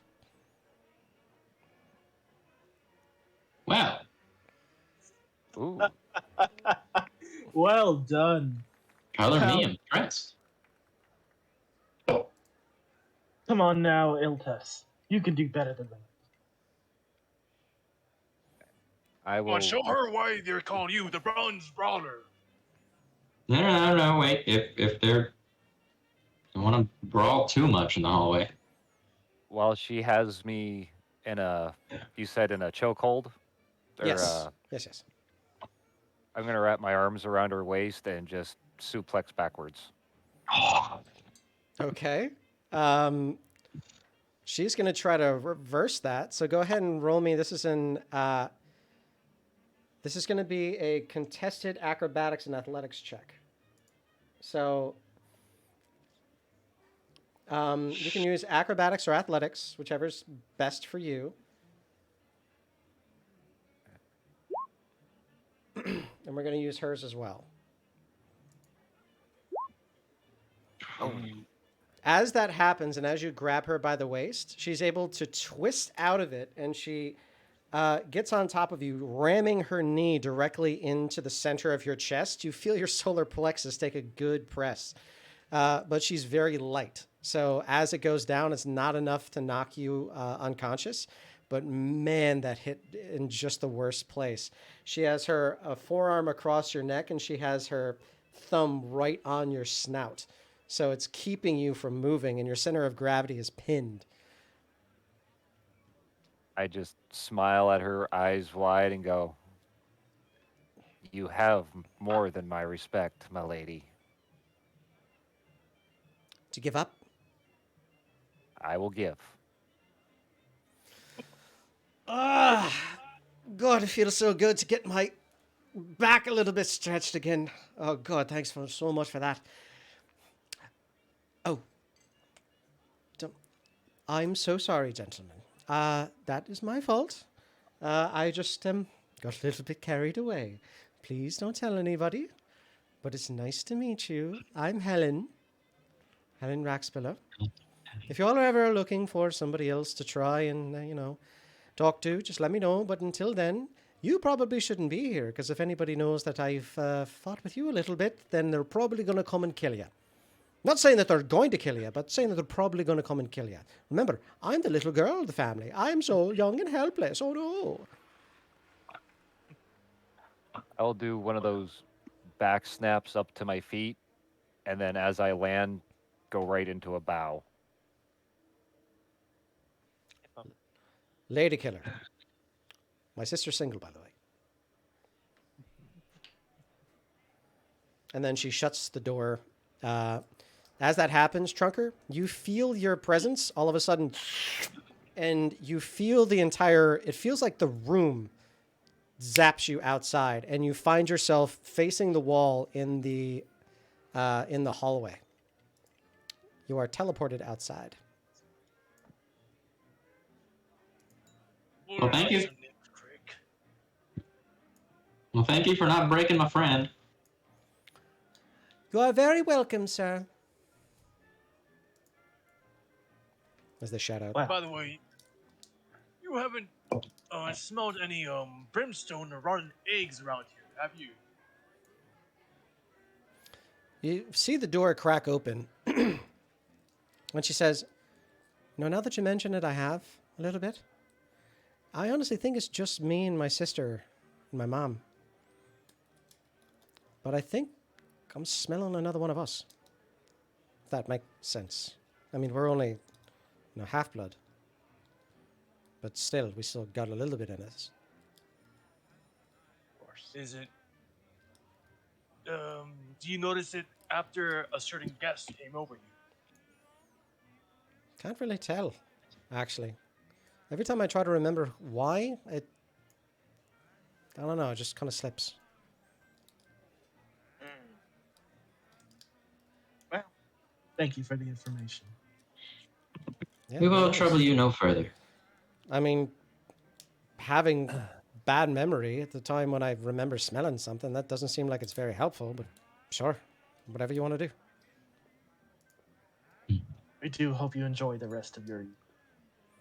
Oh, sure, I'll just enjoy all the juice I can drink, and every once in a while somebody come in to try to be my next suitor. It's great fun. Yeah.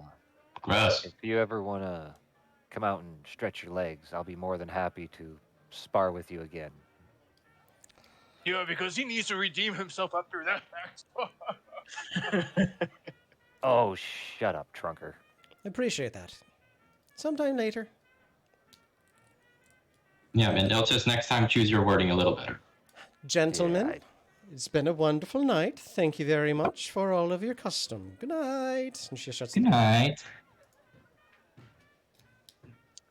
Well, my friends, it seems we've wandered into the residential wing. Perhaps we should go look elsewhere.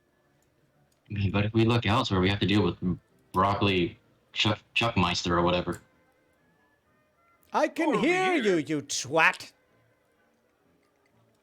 That was the point. Oh!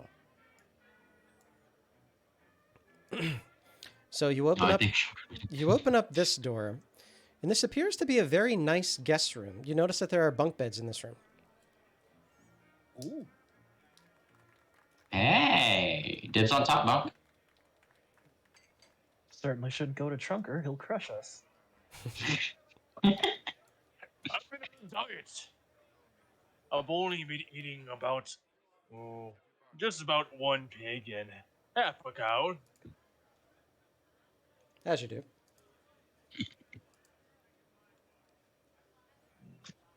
Never mind that. And I'll go to the bottom one. Let's listen here. Okay, there is no door there. But you can hear the sound of running water.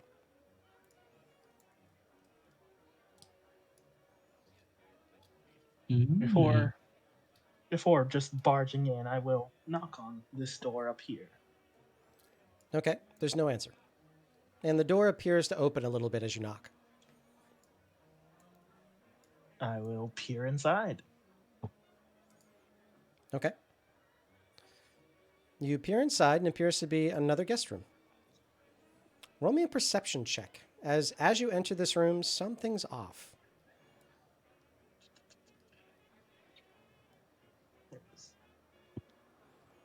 You just can't put your finger on it.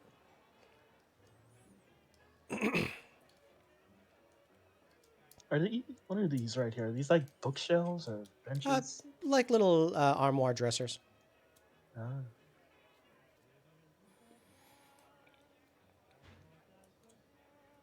Trunker, as you get a little bit closer, you notice a washroom. It is currently unused, but very, very clean. There are 4 floating towels in front of you.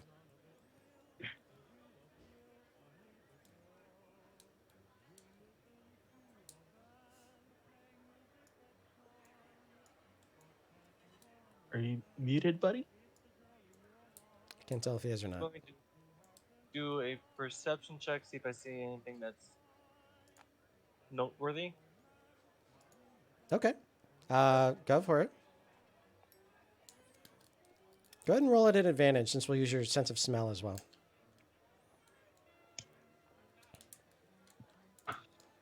Okay. As you start walking into this room, the scent of chemical, like a very, very herbal scent, fills the air. And you start noticing that the scent coming from the wash bucket is a little bit more stagnant and acrid than you were expecting. You can also smell what you know to be like a strong iron smell, very metallic.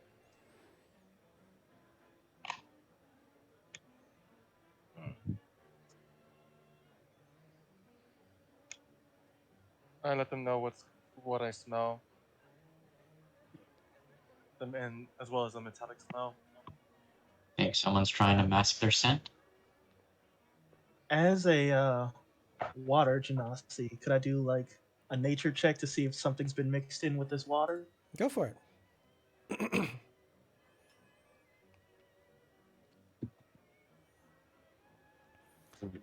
So I'll say that you'll definitely know that these are mineral springs. These waters were drawn from mineral springs. But you know that in mineral springs, iron is not included in that. And you can definitely sense that there's a high iron content in the wash bucket. Ooh. Very interesting.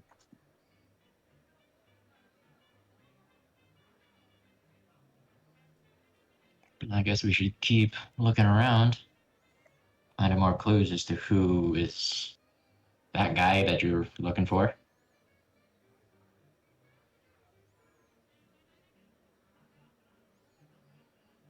And there's nothing over here, right? There's no door. There's no door. Mm. Okay. Go back over here. Okay. As you go, Trunker, as you go past the first door to your left, as you're walking down the hallway, the smell of the metallic smell is very, very strong. You're thinking it's coming from inside the room, or at least the source was. I'm gonna go inside and see what's going on. Okay. The room is very, very clean. But the smell is still pretty strong. I'll try and do a perception check to see if I can nose out the source of it. Okay. This would be an investigation check for this one. Oh. Investigation. If anybody wants to assist, you can have your friends help out as well. Yeah, I'll help him out since I felt something earlier. Okay. Go ahead and roll me investigation. 18. Okay. As you all start like scouring the room a little bit to try to find anything that's amiss, you notice that every single one of the surfaces has been just recently cleaned off. You can see sort of the washdown marks a little bit. You notice that the linens are a little damp. You notice that the rug is a little bit damp as well. So you start pulling up the linens, you start moving the different pieces of furniture around. As you lift up the carpet, you notice that underneath it, there's a massive a brown stain on the bottom of it.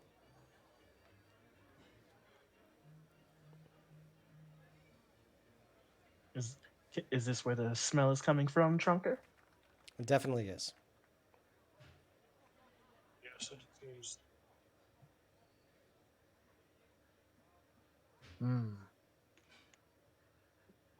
Maybe we should ask that little girl that handed us his own ass and see if she knows who stays in this room.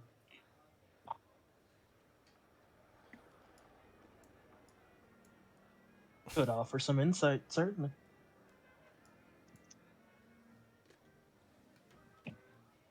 I'll go Okay. and knock on the door.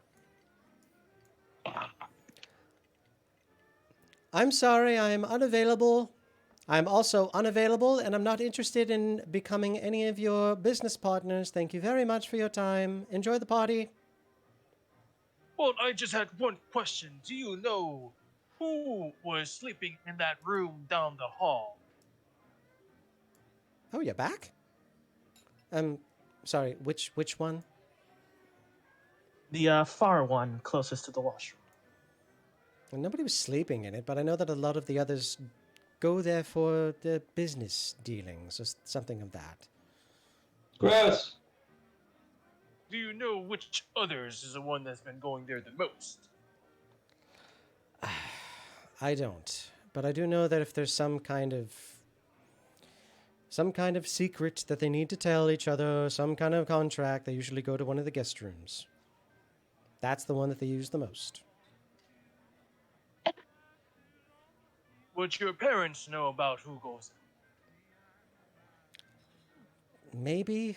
I don't know. I'm always in this room, so I can't remember if anybody does, but I know that somebody goes in there all the time. That's all I know. Well, thank you, Lady Helen. You're welcome. Is that everything? That is all. The trunker thanks you very much. You're welcome, the trunker. Enjoy the party.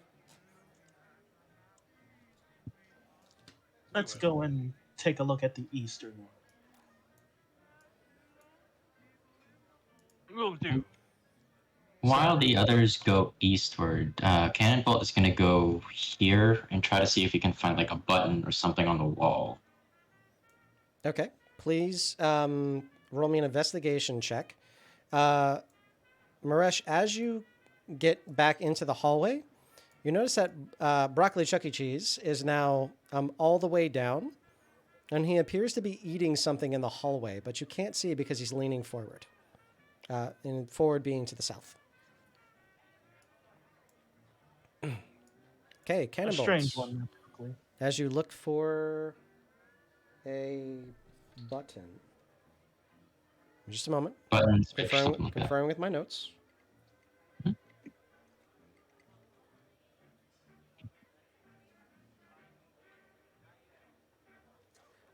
You get a card of inspiration if you want it. Yeah, let's go. Let's flip it. Okay, I've used this map in like all of my campaigns, and only one person has ever found this, and that's you. Woo! Nice. Nice. All right. What are the first 3 digits of your on-person gold?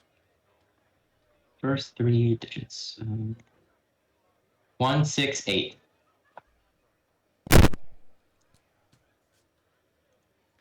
Thank you. Mm-hmm. Okay.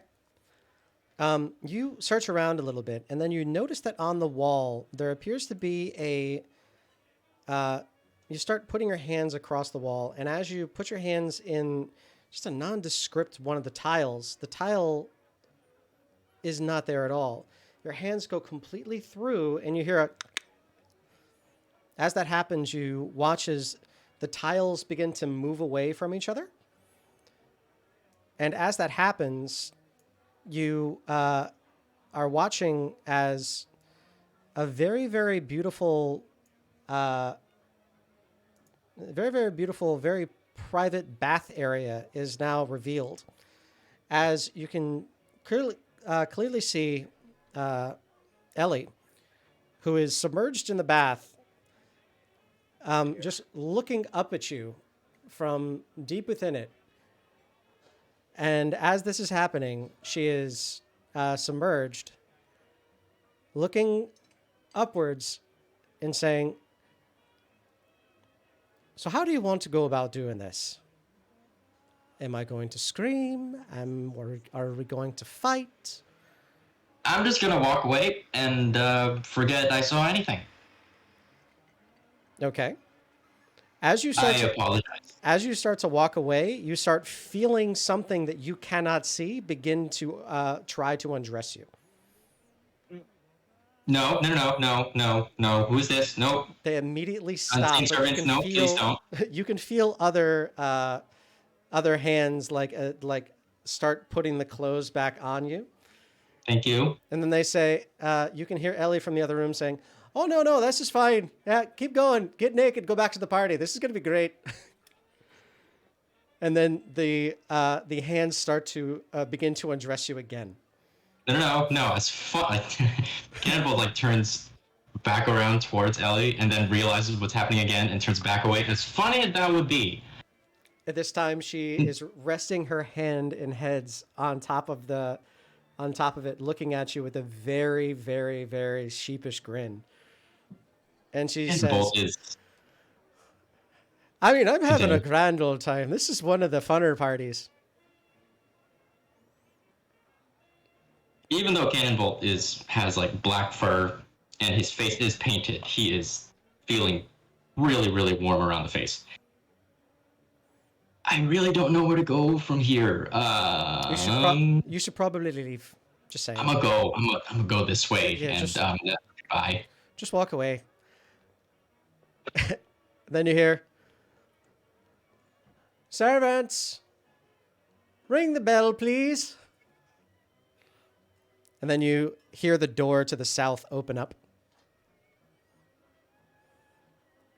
After you hear the door close again, and then after a few seconds more, you hear, "Bong bong bong bong bong bong bong bong bong bong bong," coming from somewhere to the south.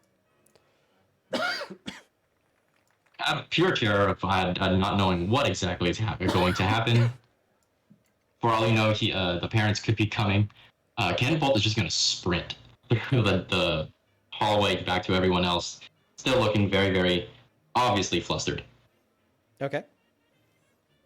You're at this point, Maresh, Trunker, Iltas. Are you just exploring door by door by door? Yes. Yeah. Okay, so while that's all happening around about the same time, two of these rooms are searched, and these just appear to be more dormitory than guest room. But there's quite a few. Each room has 6 beds in it, each.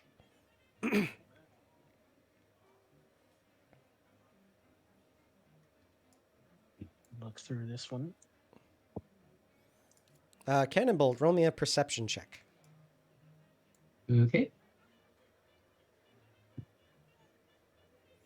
Okay. Down the hallway from where you came, you just hear the roar of Guihan and Helena screaming, "Who touched you?" Thank you, thank you, thank you. Perfect. The best color, too. A chill is just going to go down Cannonbolt's spine and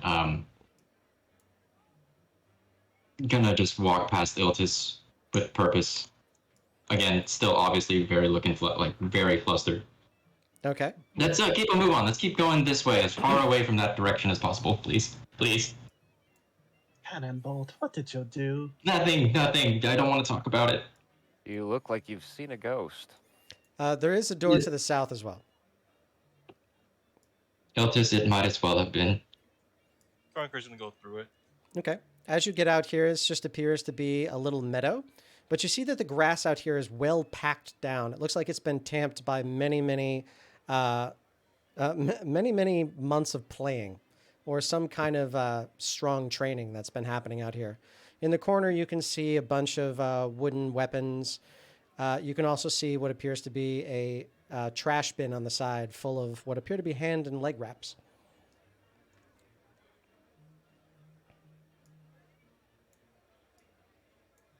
I'll peer through this northern.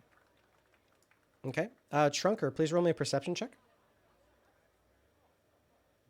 Okay. Is it with advantage because I'm using my smell too, or just? No, you're not using smell for this.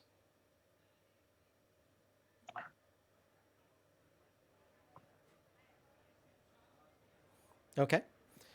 You notice that through the windows to the south, although they are heavily clouded because they are stained glass, you're noticing that you can see actual Ross Noble saying something very, very close to Blender Dick Curdle Milk's ear, to the point where they are right next to each other. But Blender Dick's head is leaned all the way back, as though it was loose on their neck.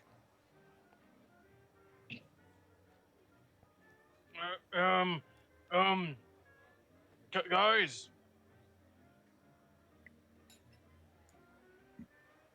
Guys. Look. What's happening?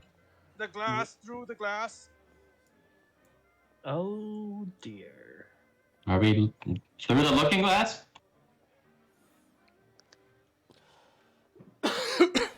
Okay. Iltas, are you staying out in the hallway or are you coming in? I'm gonna stay in the hallway Okay. and just peer through the door. All right. So as you're peering through the door, Cannonbolt, Maresh, go ahead and roll me perception checks as well.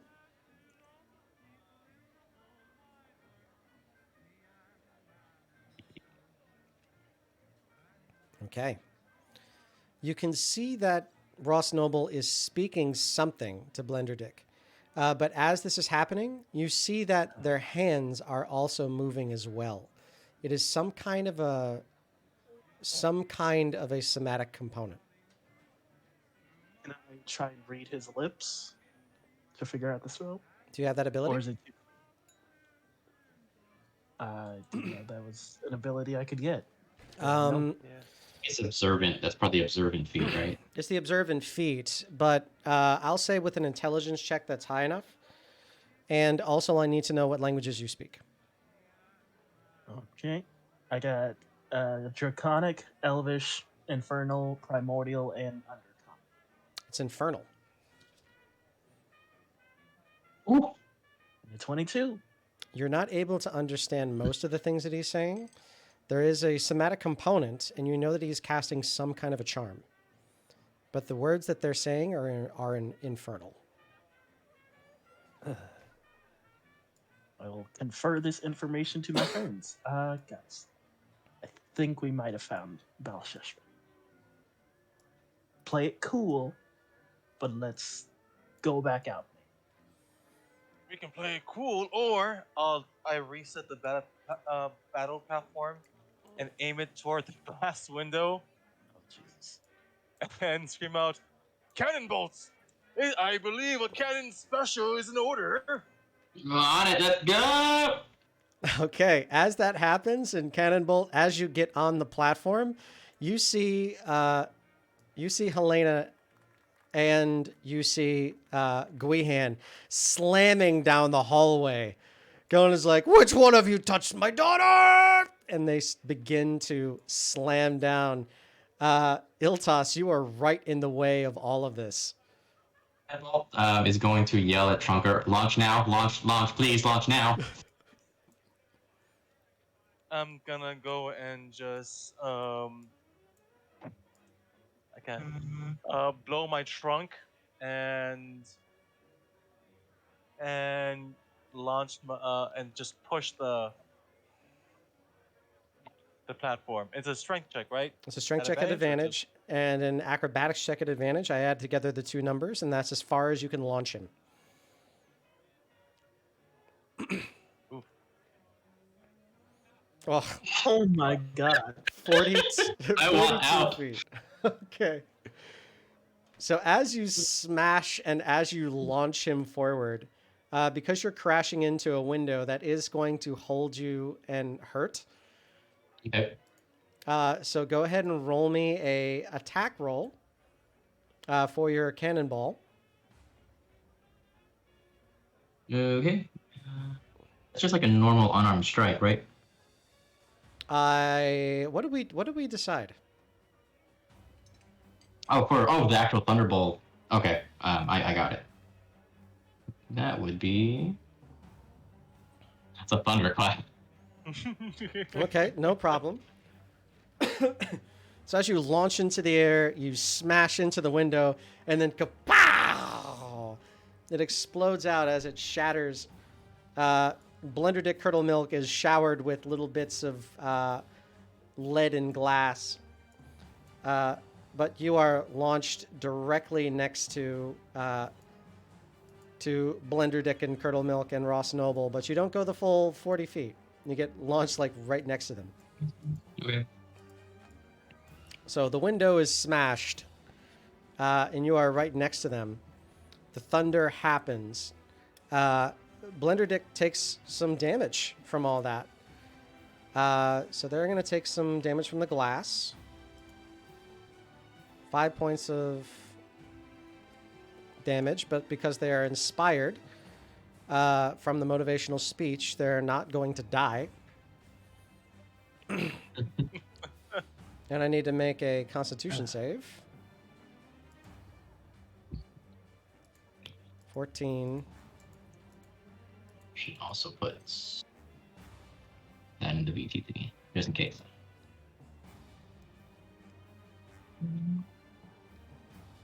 Okay, so nothing else special, just the fact that everyone heard it as well. Yes. Blender Dick's neck still remains limp and head facing directly towards the sky. As actual Ross Noble lets go of their grip, looks at you, and just keeps their hands up. Hello, good sir. Would you mind telling me what you were doing to this? What the heck happened to him? As that happens, he looks directly in your eyes, and he tells you, I have done nothing, but you have ruined the entire party. You Ruined, I mean. Poor, easy to manipulate young man. As he casts Dominate Person. Oh, okay. You have advantage to wisdom throws because of if it's a wisdom throw because of motivational speech. Okay. I must succeed a wisdom saving throw. Okay. Yep, so you have advantage. There's a motivational speech, which is a very powerful spell now that I know that it saves to wisdom throw, or advantage on wisdom saves. You save. Oh, So, he looks at you and says, I have a really hard time with people like you. And as that happens, you watch as his hands bend backwards. And you watch as his knuckles start to crack and his fingers start to bend completely in the opposite direction. And he says, Run, Blender Dick! it's time for you to go. And I need for all of you to roll initiative. okay. Don't forget to click on your token. I told you to play it cool. By the way, if actual Ross Noble ever watches this entire thing was inspired by one of your shows on QI. Just saying. DM me, bro. I had to Google who Ross Noble was. It's an actual English comedian. Yeah, well, he's Welsh, but it's close. He's very funny. I got 22 for initiative. Trunker? Wow. I'm all the way up front and I go last. Not great. Good luck. Okay. Blasphemy Crackerdong is going to be our other nobles who are going to deal with things. And they're going to go at initiative 10. Okay. So Maresh will go first and then all the nobles. Cool. Okay, the Trunker, it is now your turn with an actuated cannon bolt launcher on your back. What do you do? All right. I'm going to follow cannon bolts.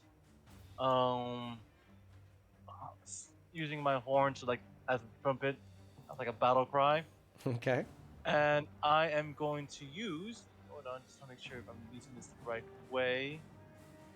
If it's 10, no, 5, 10, 15, 20, 25, screaming, conjure milk. And then I'm going to take out the horn of Valhalla, the bronze one, and I am going to blow it. Okay. Oh, Ross Noble is going to use his reaction to reach out his hand. And as he does, his fingers bend backwards. And you watch as there's a dull thud into the air. As that happens, your Horn of Valhalla expels no sound. Ooh. All right. So as a bonus action, I'm just going to use my bardic inspiration on myself. Can you do that? I I think that's a high-level bard ability. As a creature other than you. Oh, that's right. Okay.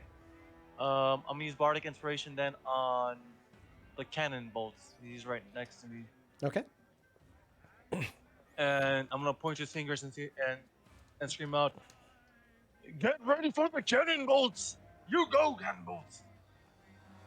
Okay. And I end my turn.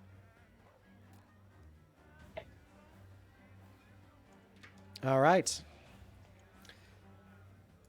You see Ross Noble looking at both of you and saying, "You know they're never going to believe you." And you see multiple Ross Nobles start to appear all around you. Oh.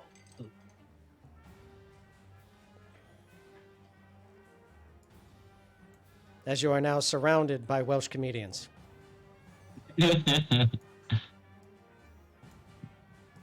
But I heard him say that, right? You heard him say that, and then you felt kind of a windy whoosh next to you.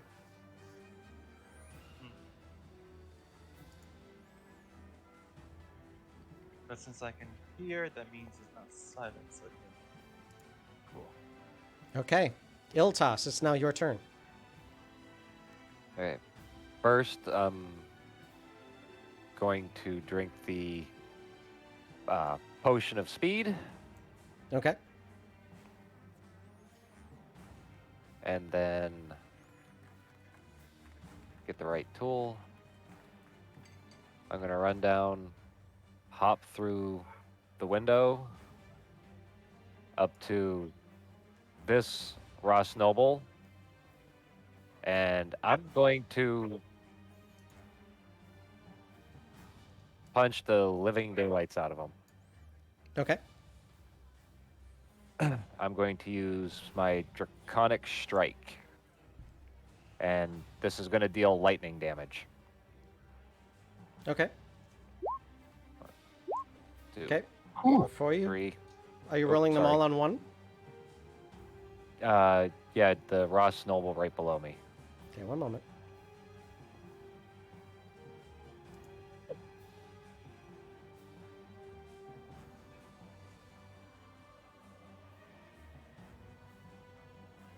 All right. You take your punches. And each one of them, you know, had to have connected. But nothing happens. You've hit only air. Oh boy.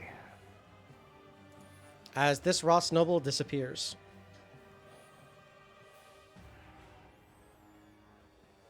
All right, Iltas, that is your bonus action, action, and movement. Is that your full turn?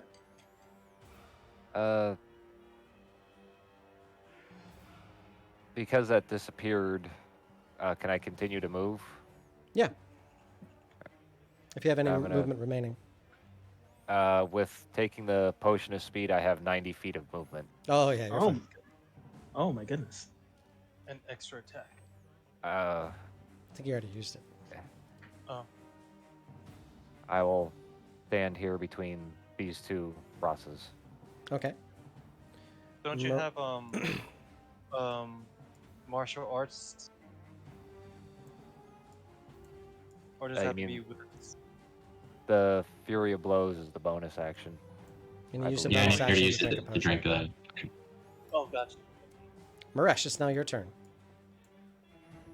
Alrighty. I'm going to fire off a trio of Eldritch Blasts at Okay. this bottommost Ross Noble. Okay, all in one. Yep. Unless Okay. he disappears. Okay. You all three of them pass right by and slam into the wall behind him. This one disappears. Those were all 20s. Wow, look at that. Nice. Are you going to move? I will get a better visual angle, but I'll stay here in this little courtyard, Okay. and that's it. Gotcha. The nobles are going to start moving around. Broccoli Chuck E. Cheese is going to start looking into the other room. You hear Guihan and Helena bull rush Broccoli, and you hear the sound of fighting in the hallway. Everybody else is actually coming into the next room to see exactly what's happening. So now you have people watching.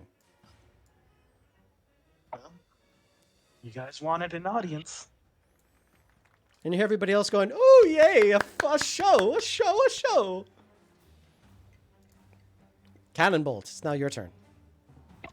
Okay, so I'm going to use my bonus action to cast Kinetic Jaunt on myself. Okay. Going to use one of my spell slots. So with that, I can move through a person. Awesome. So I'm going to go move through this first Ross Noble. Oh, and Kinda you don't use provoke that. opportunity attacks, that's huge. I do not. All So the new spells. Cannonbolt is going to basically phase through that first Ross Noble and dive for one slash on this Ross Noble. Okay. So using my claws. Okay, 17. This one, whiff, and it disappears. And then as a follow-up, using that same momentum, he's going to spin backwards and go for a spinning back fist towards this Ross Noble. Okay. Ooh. This one misses entirely. It's just too short. And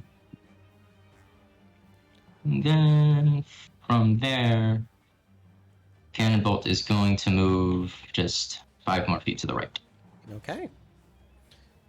And we're back at the top of the round. The Trunker. It's now your turn.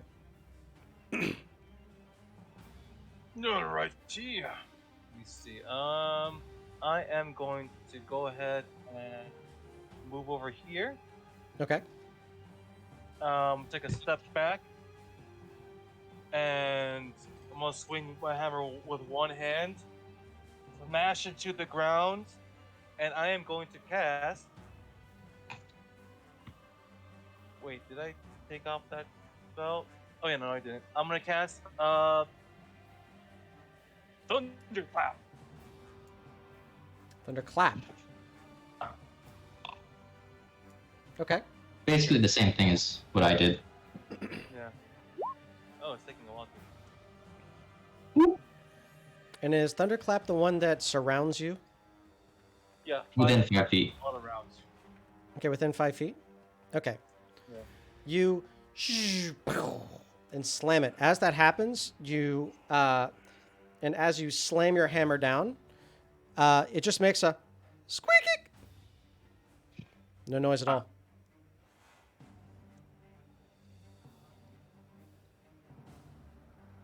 Okay. That's your action. Crap. I use my bardic inspiration. I am going to then move another 5 feet over here. Who are you inspiring?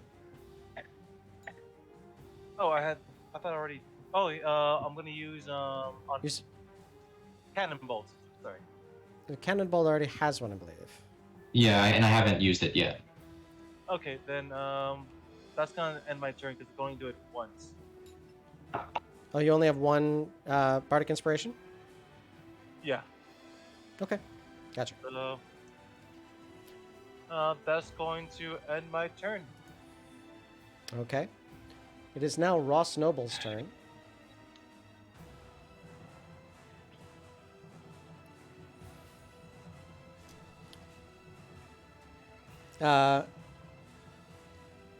Let's see. It's Ross.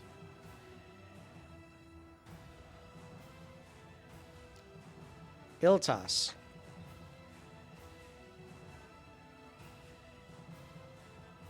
You start hearing a voice in your head, but see none of the Ross Nobles' mouths move. You hear it say, "Protect the Ross Nobles with your life,"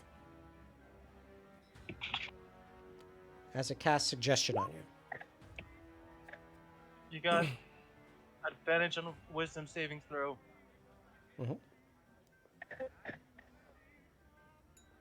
Wisdom.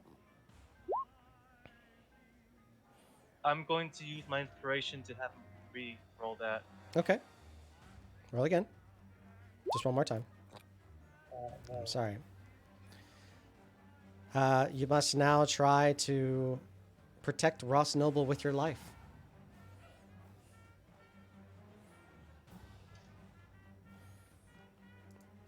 Iltas, it's now your turn.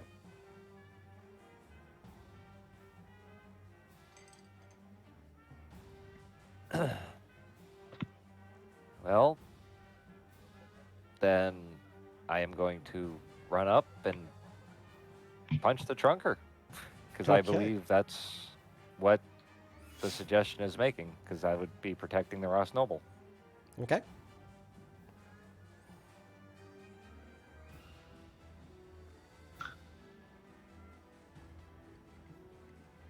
And these are just regular unarmed strikes.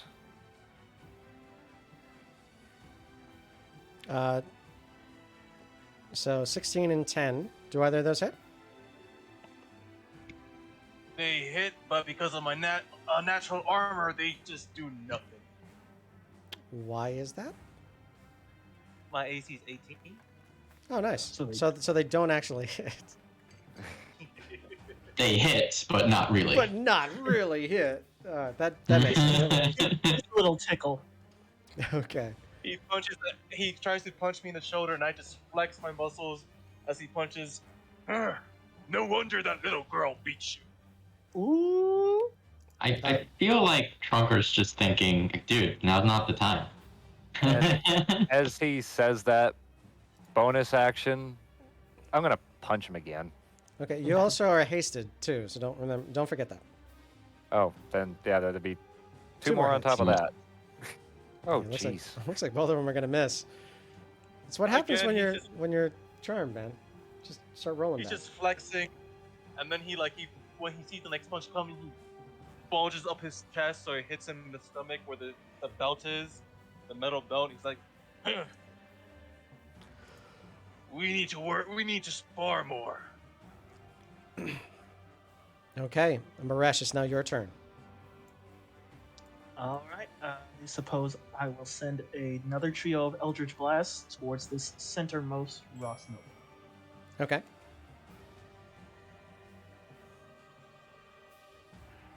Woo! Woo! You watch as the Eldritch Blast And as that happens, they all disappear into him. So as they approach, they just seem to completely dissipate. And then you see all 4 of the Ross nobles look over towards you and go like this.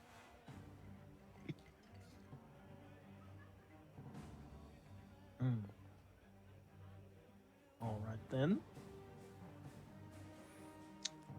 Roll me a intelligence check.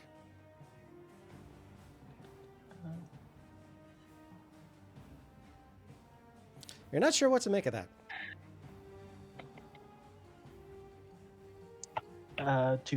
Since I have no clue what that meant, I'm just gonna be a little cautious and step back this way, Okay. out of the view of the broken window.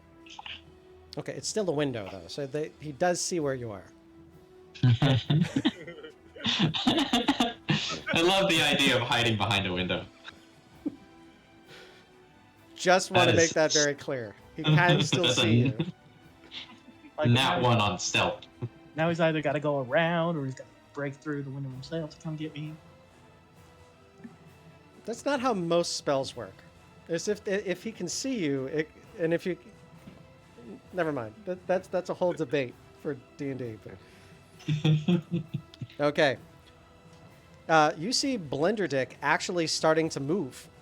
So Blenderdick is like and although they are grumbly, you see them starting to scramble towards the rest of the crowd. And as that's happening, you can see the entire crowd saying, "No, no, go back, come on, you hero." Cannonbolt, it's now your turn. Okay, so did I notice the blasts just disappearing within Ross Noble just now? Yeah, yes, you definitely saw Marest firing and saw all of those blasts disappearing. Okay, and he didn't disappear, so I'm gonna assume that's the real one. Cannonbolt is going to go with 2 attacks. Okay. These are at advantage Oh. because you're flanking. That's true. So that's 1 attack, 25 for 8 points of slashing. and then a second attack, another 8. Okay. And did he disappear at all? Did he take the hits? He did not, but are your claws magic? They are not. So as they land and you feel them, and you feel them scrape, and a couple of them break and crack as they go across Ross Noble's carapace, it does not hit, Okay. and it does not do any damage. But you do feel them all make connection. Got it. Okay. Then in that case, see, I'm going to use my bonus action to spend a key point and do patient defense. Okay, you are now. Any attacks against you are at disadvantage. And you're going to stay put? Yep, I'll stay right here. Okay, Trunker, it's now your turn.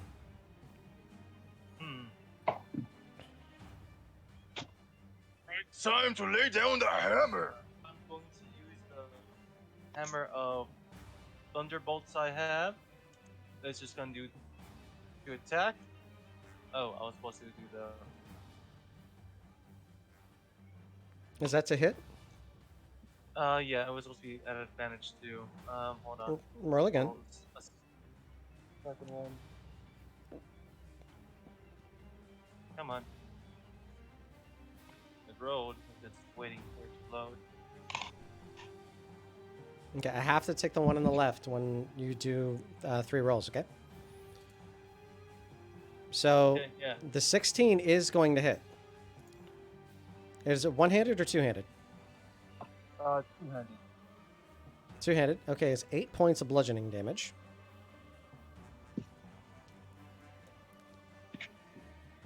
Oh, okay, yeah. And then I'm going to do it one more time with my extra attack Okay, go for it. at advantage, right? At advantage, as you're flanking.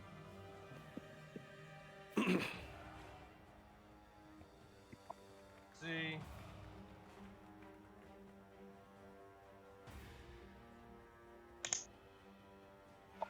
Okay, 19 will hit for 11 points of bludgeoning damage.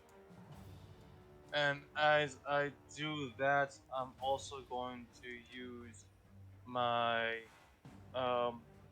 Battle Master to make it into a what's it called? A grappling strike.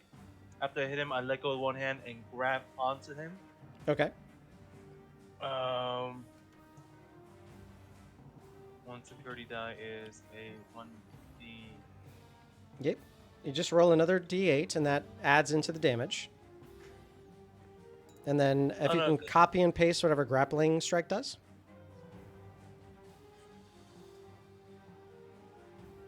Oh, it says a bonus action. I use that and I add a d8 to my my athletics check.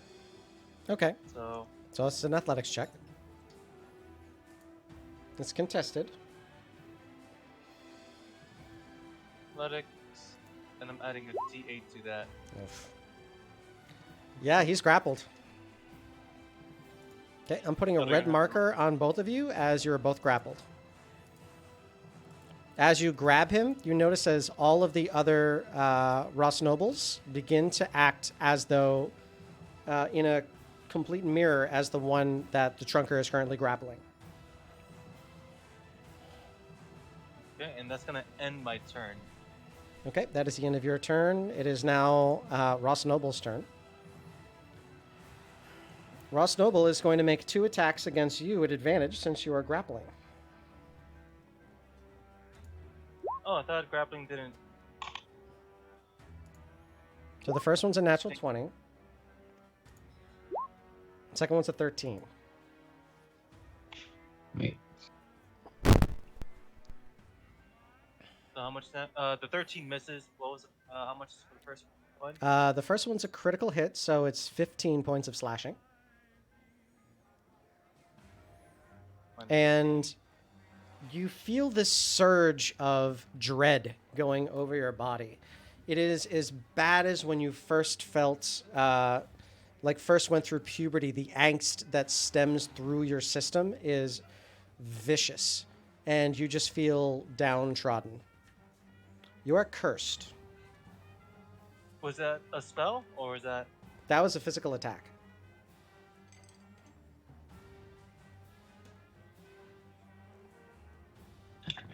Okay. I Okay. think I got an idea. Iltos, it's now your turn. I have a question. What's up? Did Oh, I'm sorry. That was yeah, you're right. It was a concentration spell, so I have to roll concentration for every time I got hit, which was how many times? 2 times? 2 times. Twice, yeah, from me. Oh, and Biz. I maintain. What? Grappled doesn't gain advantage. That's a restraint. When you're grappling, you should gain advantage to attacks against the person that you're grappling, though. That's from how I remember it. Am I believe wrong? So. Yeah, all it does is it makes the speed into 0, and that's about it. That's all it does. Yeah, the rest is the rulebook talks about is just like how the condition ends. There you go. I put in. Okay. A grappled creature's speed becomes 0 and can benefit from many bonus. Okay.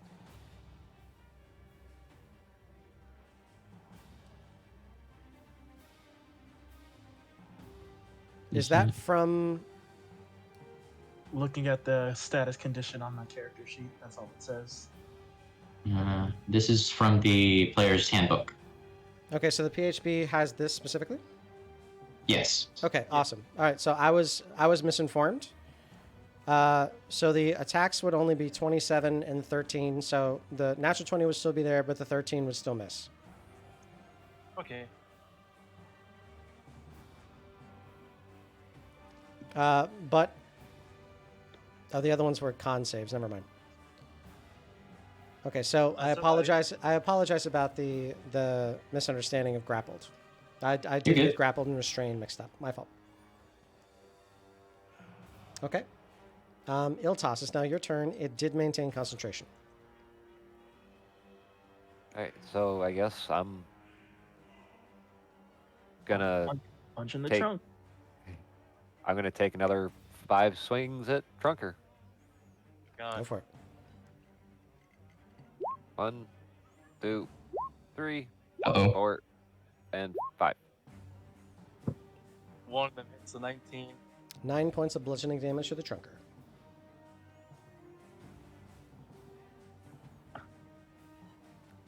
Was that bonus action and was that flurry of blows you added? No, just the Attack, extra attack, attack, extra attack. it'd been the attack, the extra attack from the speed, and then the Oh, haste only grants one extra attack. Or one Yeah, action. Which can be used to make a single attack. Yeah. It doesn't. It's not like an action search. It just grants one thing that you can do, which is usually an attack. Or Okay, so in this case, the extra attack doesn't get connected to the added action that is an attack. right. So Okay, haste doesn't give you action surge each turn. It just gives you Mhm. one thing that you can do, which is one attack. Or okay, I misunderstood how I read that then. it's okay. Everybody misunderstands haste, and Yeah. it took Jeremy Crawford like a long string of arguing on Reddit in order for it to finally become canon. Then it would be the first 4. It'd be my attack, my bonus action, unarmed strike, and then the haste attack. Okay, so only one of them would hit, and that's the 9. Yeah. Okay, awesome. All right, so that's the turn. It's the end of your turn, so you may now try to save again. That's wisdom with advantage. You save. Nice. You're no 22. longer under the suggestion. Woo! Ooh, The last one was a good one. I'm sorry, I just got the scariest message from work. 7 a.m. crew?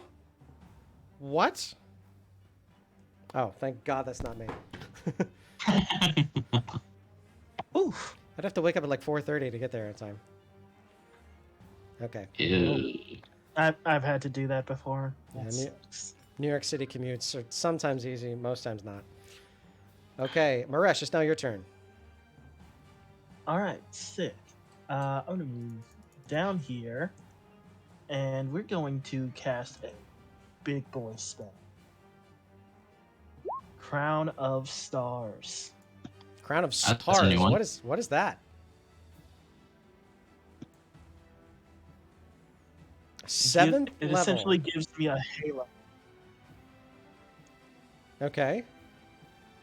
You get a bunch of motes of light. 7 of them. Yep.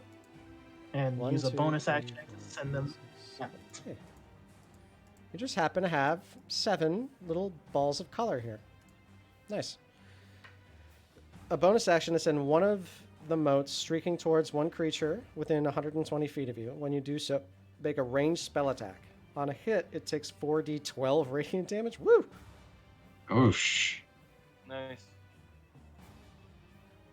They shed light. This is an awesome spell. I've been waiting for it to use this one. Damn, that's really good. Okay, I gotta start playing as a sorcerer. All right, so that's your action to cast it. You have the 7 motes of light floating around you now. Do you want to use a bonus Yeah. action to fire one off? I will absolutely. Roll a spell Let me attack. Roll that. It did not go through. Let's try that again. 18. There It it does hit, so roll me 4d12.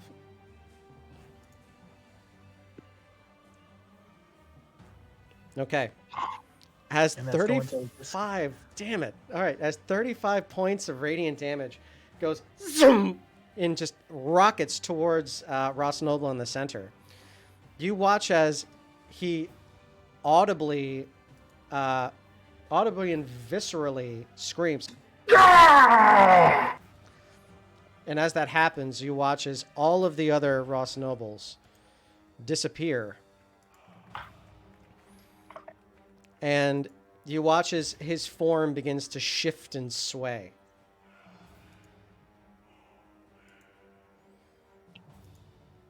Sounds like to me he looks someone's ex- seeing stars. He looks extremely rough after that hit.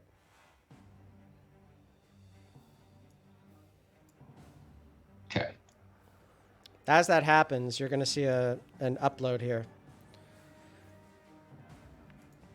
You see as his form reverts because he took such a strong hit. And now in between the Trunker and Cannonbolt lies Balsheshba's true form, a Rakshasa. Hello, pretty kitty. You hear him growl back at you. Shut your face! All right, Maresh, that is your action. Bonus action. You want to move? Stay here. Okay. The nobles are just going to start cheering. Trunker, Cannonbolt, Iltas, Iltas, Trunker, Cannonbolt, Iltas, Iltas, Maresh. You all have a D4 that you are now allowed to use for attack rolls, ability checks, and saving throws for the next turn. As they cheer you on. Cannonbolt, it's now your turn.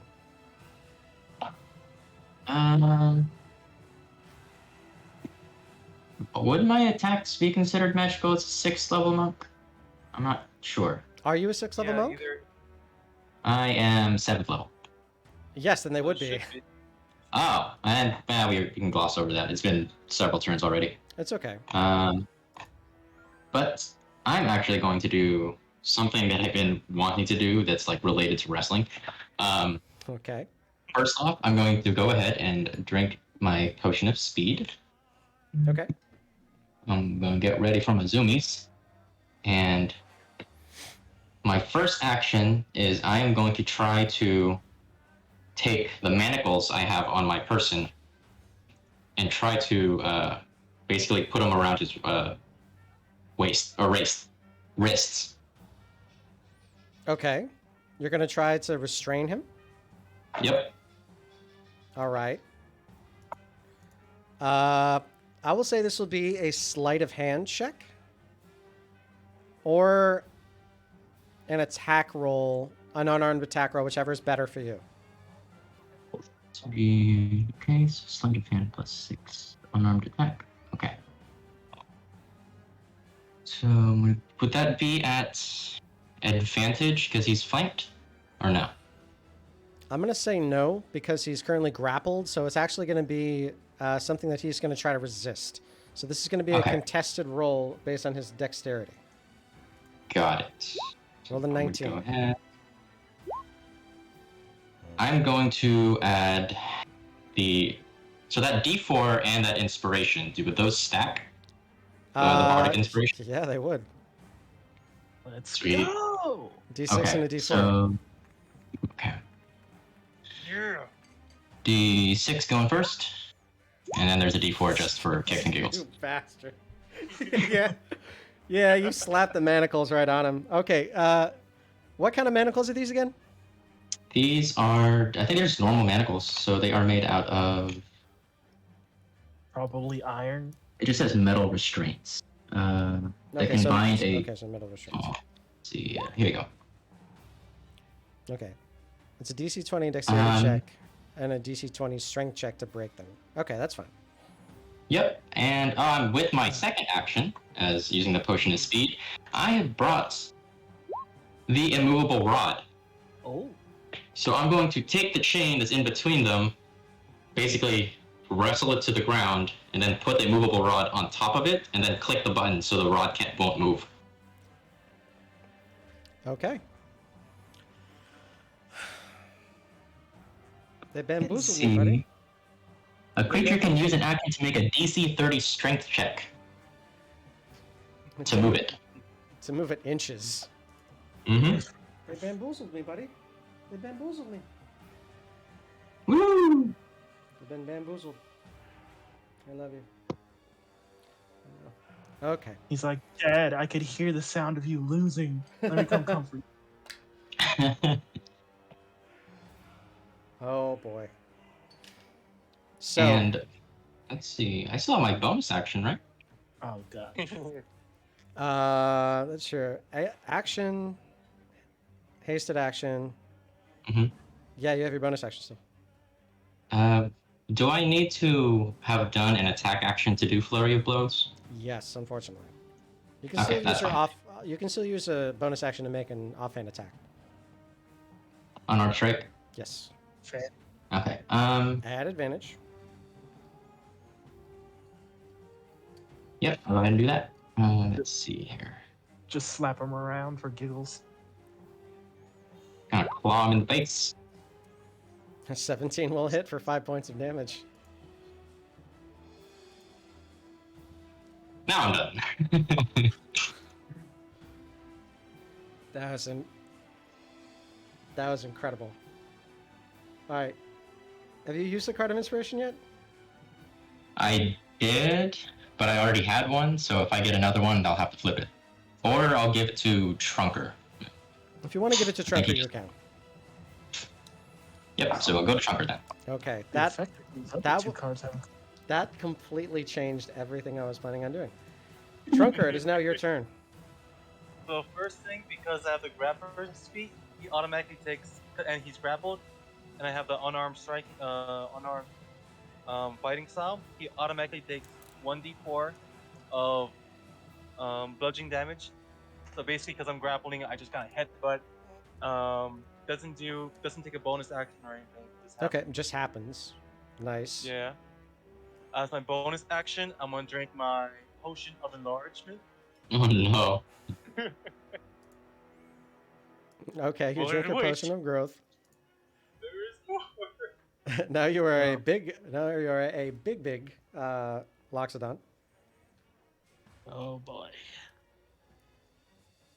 Since it's grappled, and I'm gonna use a one-handed maul to just basically hit him in the stomach. So let me attack that one. Oh no! I'll use my what's it called? Wait, what is that in total? I'm gonna use my card of inspiration to re-roll that. Okay. Remember, this is at advantage since he is restrained, right? Oh, that's right, yeah. So that would have been 18 for the first one. 18 for the first hit. Yep. Not to cut you off, Fu, but Biz, you deleted Ross out of the initiative. He's at 19. Okay. I Just just thought I'd let you know. I just went up and checked. Yeah, I was worried about that. So, sorry, did I shouldn't have rolled that one. Did the 18 hit?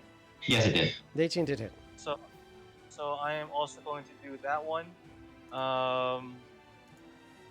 And as I do that, I'm doing my what's it called? Battle Master's feat. So I hit him in the stomach, and I'm going to grab him by the neck and do a trip attack to get him to be prone. I mean, Uh, I feel like this is just getting silly at this point. But yeah, Okay. he hits him with the stomach, and he turns around, grabs him by the head, and he sits down to try and bring him down into the Okay. the floor with it. Okay. So trip attack in order to do so. What do I have to do for that?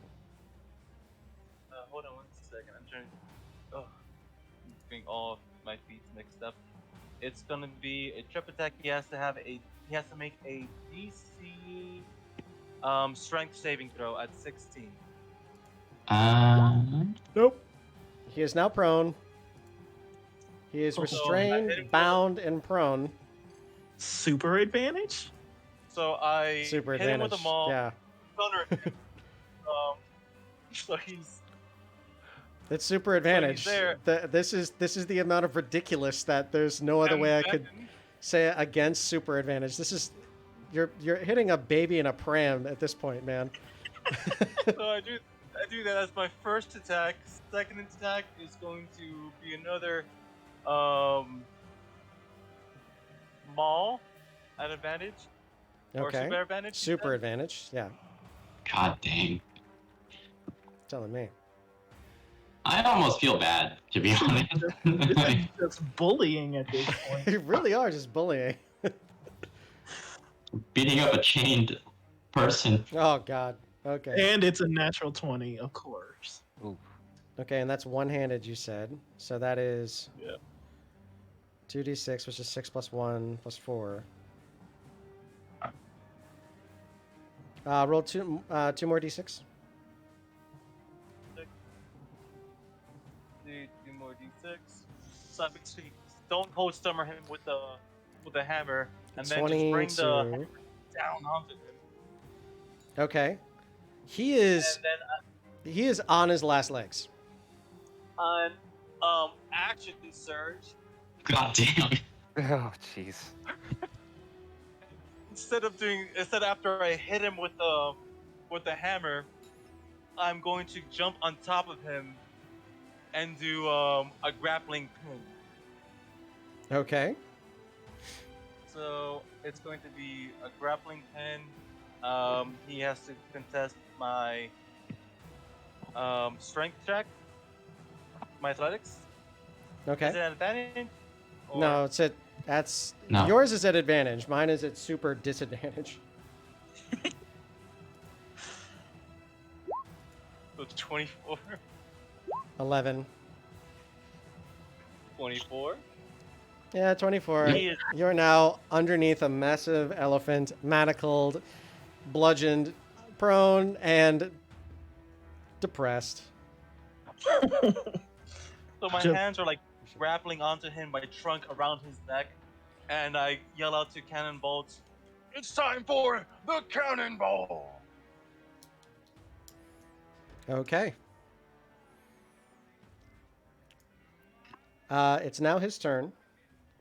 Oh, and I guess with every attack, it's an extra 1d4 due to him being large. Okay. Yeah. So that's 4 more points. Oh my god. This is what depression looks like, everyone. Really. He's restrained by the manacles, restrained by the trunker. Big ass elephant just bullying one poor Ross Noble. All right. It's now his turn. Because the trunker is on top of him, yeah, it just happens. Trunker, I need for you to roll me a charisma saving throw. Oh. Charisma saving throw. Come on, come on. Oh. Oh. I'll use my card to have him re-roll that. Okay. Come on. Oh!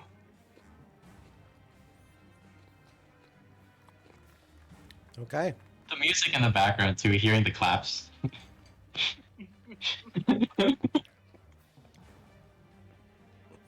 So, and because of that, I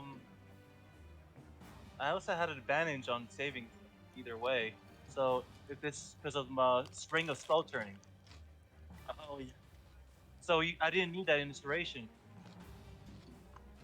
I forgot that the ring of spell turning did that. Yeah.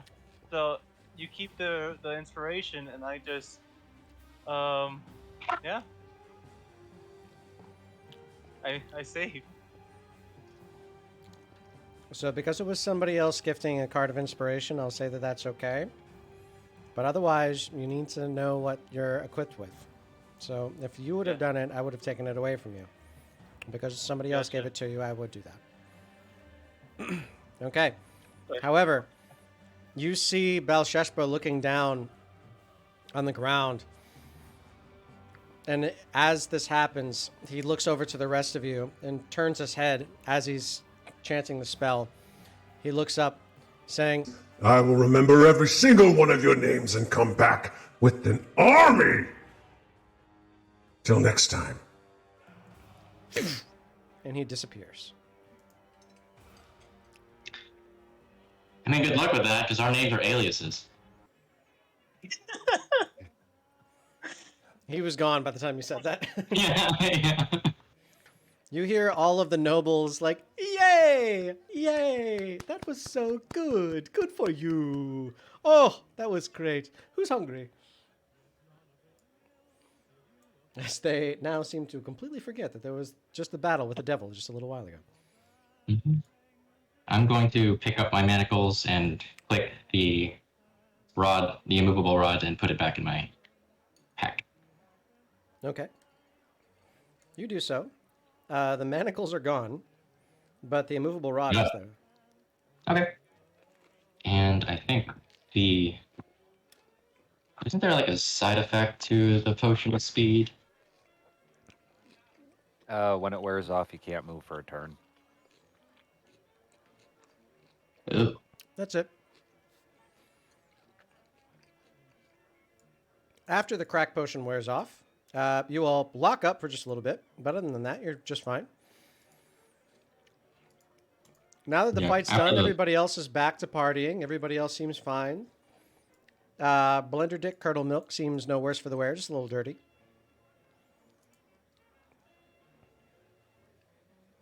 So what are you all going to do now?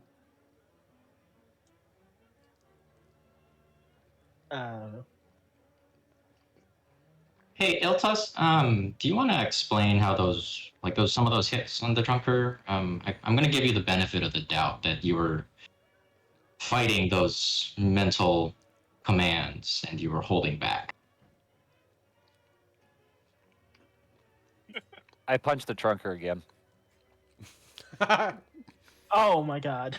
This time it's huge. So you aim right for his nuts, and you just bong. Don't ever make fun of me again. Ooh, low blow, man, low blow. No one ever said I had to fight clean. That's fair. I'm gonna get the rule book of the Vereldium wrestling league up. It's okay, a ref didn't see it. He's right. You don't need to roll a history check to know if the ref doesn't see it, it doesn't happen. Mm-hmm. And sometimes when they do see it, they don't really do anything anyway. Yeah. What you do see is Broccoli Chuck E. Cheese coming around the other side. His beard ripped off in some places. His hair very tousled. His right eye very swollen. Most of his clothes torn apart. And you just see Guihan and Helena both kissing very passionately in the hallway. As Broccoli Chuckle Cheese passes out on the main table towards the top. Pretty messed up. What happened here? I Doctor have said- a I didn't just leave me alone. It was all have- him. I seen it. He did it. Hiltos, Cannonbolt, Trunker, and Maresh. Okay. Give me a either an insight, investigation, or perception check, whichever you choose, insight, investigation, or perception. or medicine. I'll give you that too. Not persuasion. Oops. It's okay. Wrong one.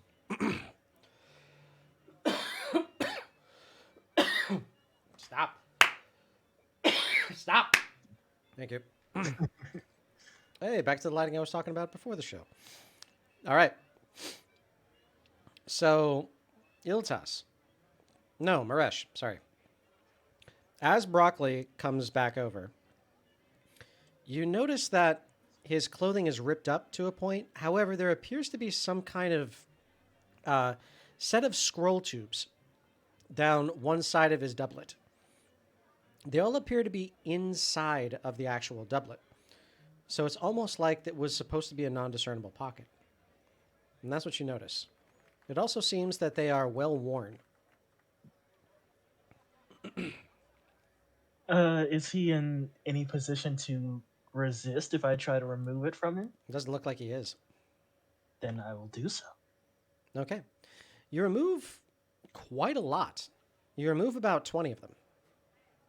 Ooh. 20 scrolls. Scroll tubes. Got it. Scroll tubes, okay. I'll pop one open and take a look inside. Okay. As you pop this one open, you see that it is a currently delayed activation scroll. What this is this is a scroll that is no longer usable because somebody has already used it, but cast a spell upon it so that it is meant to go off at a very specific interval. This is a spell scroll of Circle of Death. Oh. Ooh. That is very problematic. I will close that right back up. Okay. If you close it up, it's still active, though. That much you know. Okay. Just because you put the grenade underneath a helmet doesn't mean it just goes away. Right.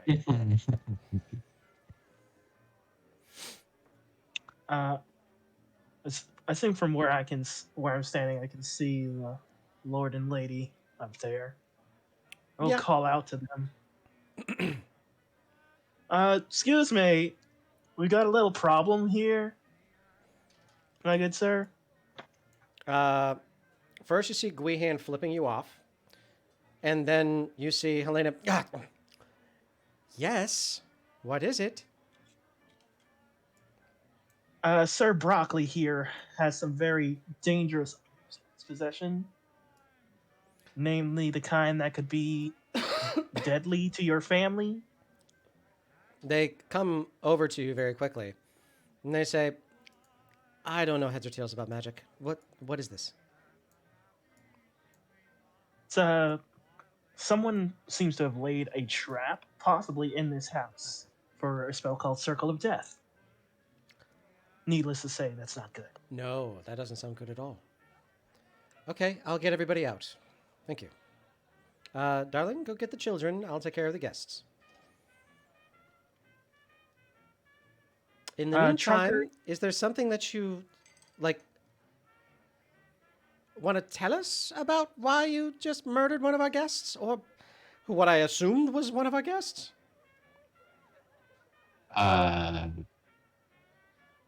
About that. He wasn't human. He was a devil, one that we have encountered before. And we were sent here to search for him and put a stop to his activities. Which currently By we have. whom? I'm not at liberty to say, but if we go back and we are given permission, we will certainly tell you everything we can. For now, all you need to know is that your family needs to get out of this house. Roll a persuasion check at advantage. Can I assist in that? Oh, okay. Either way. You can both roll.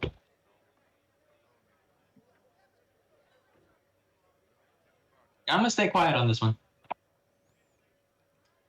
Because I don't really know exactly what we're talking about. Okay.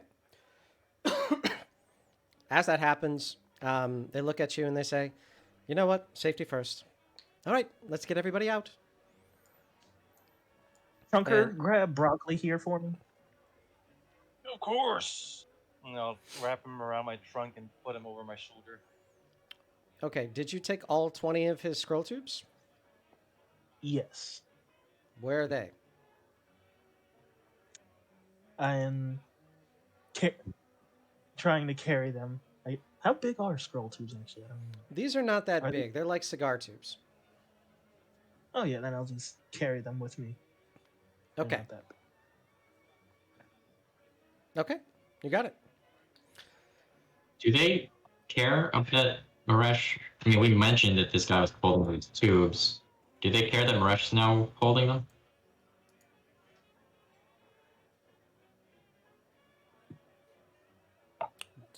Are you asking if the Raxbilloughs care if you're holding the tubes?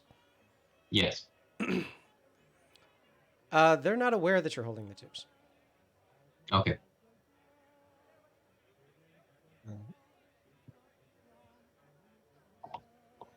Let's head out. Okay. You grab everybody and you head out. After I'd say about a 1 or 2 minute run, you get everybody outside and a fair distance away from the house. What do you do?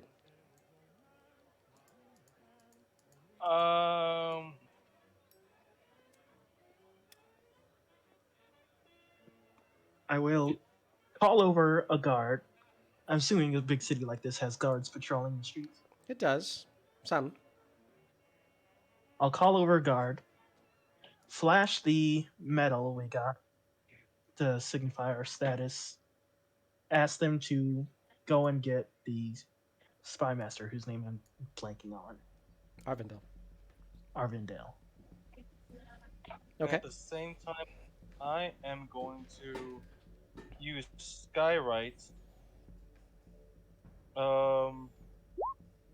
I'll get my longbow ready first, tie a torch to it, and then use Skywrite with that message. Okay. It's Balsheshba, but close. Balsheshba. Bishmala, And- I think, is... What is that? Hindi for... welcome? Sorry. I feel like I He's know what the that welcome word is in devil. Hindi. Or maybe Gujarati. Okay. And then with that arrow that's in fire, I'm gonna cast pyrotechnics to create a firework display as well. Okay. So, as you all get a fair distance away, you're with the other nobles. You're with the Raxbillough family. You can clearly see that Ellie is really enjoying making sure that Cannonbolt is looking as uncomfortable as possible. For the record, Cannonbolt is back on his perch on top of Trunker, trying to just look not down at all. He's just looking straight ahead. Uh-huh. And every once in a while, you feel a little pebble hitting the back of your head. Eh. Eh. Okay. About 10 minutes pass and nothing happens. The guard is on his way. It's going to take some time to get there. Are you doing anything else?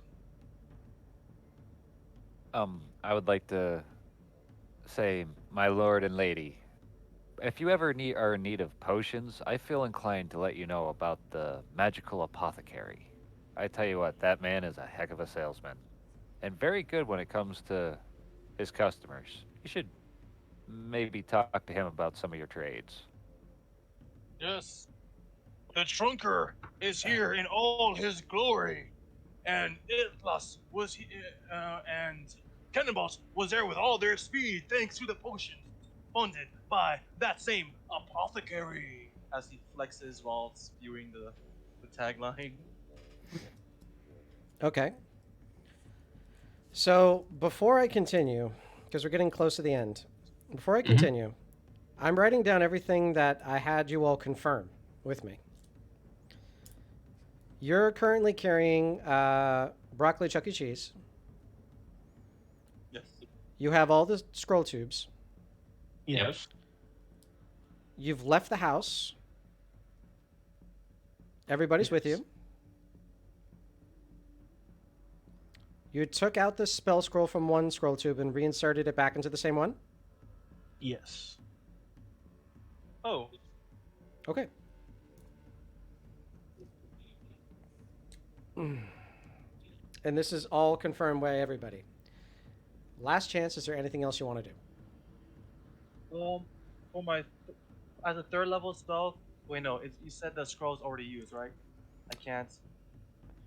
The scroll has already been activated. That does not mean that it is It's- spent. Yeah, it's a ticking time bomb, basically. Oh, so the source of magic is the scroll. Yes. Oh, after everything, Trunker's gonna cast a third level spell. Dispel magic. Okay. How many On the items can scroll? it affect? Let me see. Choose one creature or object. Let me put it in. Okay, so it can affect one. How many times are you planning on casting it? And for each of Second these, one. you're going to have to upcast it. You're going to have to roll to see if it works. Circle of Death is a high spell. Okay, I'm just gonna do it on the Circle of Death scroll, and that's it. Okay. The Circle of Death scroll, go ahead and roll me Dispel Magic, which is your spellcasting ability. So whatever your spellcasting ability is, you need to roll a 15. Not the spell attack is a modifier, right? Yeah, whatever your spell casting modifier is. Plus 1. So I roll a d20 plus 1.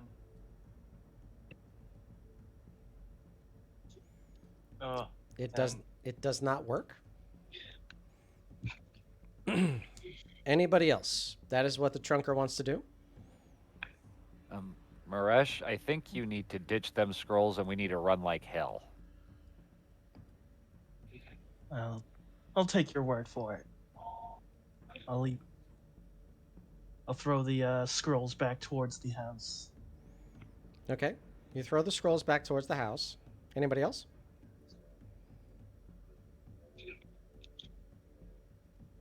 That's all I got. I was gonna offer to basically use my feline agility to just sprint with all of the scrolls and throw them in. But if you're already throwing them out there, I don't have anything else to do. I'll quickly check another spell scroll to see if it's what other spells is in there. That one also is Circle of Death. Oh. Run. Everyone run. Need the spells. Let's go. I need everybody to roll me dexterity saving throws at disadvantage. You said at disadvantage? Everybody. Yikes. I tried to make it very clear that this was a hand grenade. Yep. Oh. Yep. 2, I don't know which one. What I did. So it's a 11, that's the lowest one. Okay. How am I going to... As you all are around and realizing that you've carried out all of the explosive death bombs with you, you immediately start chucking them as far as you can, but they are very light tubes, and then you start running as fast as you can in the opposite direction. As you do so, your vision goes dark. You start feeling a horrid sensation towards your back. And in an instant, all of your vision goes black. And that's where we're going to stop tonight's session. So, we'll pick this up next week with a brand new Vanguard. And we'll figure out what happened to our last Vanguard. All of our players, please still feel free to roll off with your characters, but you will not know the fate of your party tonight. Yee. Oh boy. So if we roll and get in, will that be for? Can we use it for these characters, or do we have to go in with different? You make that decision. Okay. Did you guys have fun today? Oh yeah, that was a lot of fun. Okay, good. I'm glad you all had a good time. That was some fun gameplay and, original characters from my usual home games is the Raxbilloughs. All right. wishing you guys all the best. As usual, we're going to be rating Critical Role. Follow or subscribe. It's fine. This will give you some extra trouble bubbles. I will see you all again next week, hopefully, because some other bull winds up happening. Thank you all very, very much for a wonderful session. Black Irish 19, Horace Senio, Lord Jizer 21, Magog Cthulhu. You guys were great today.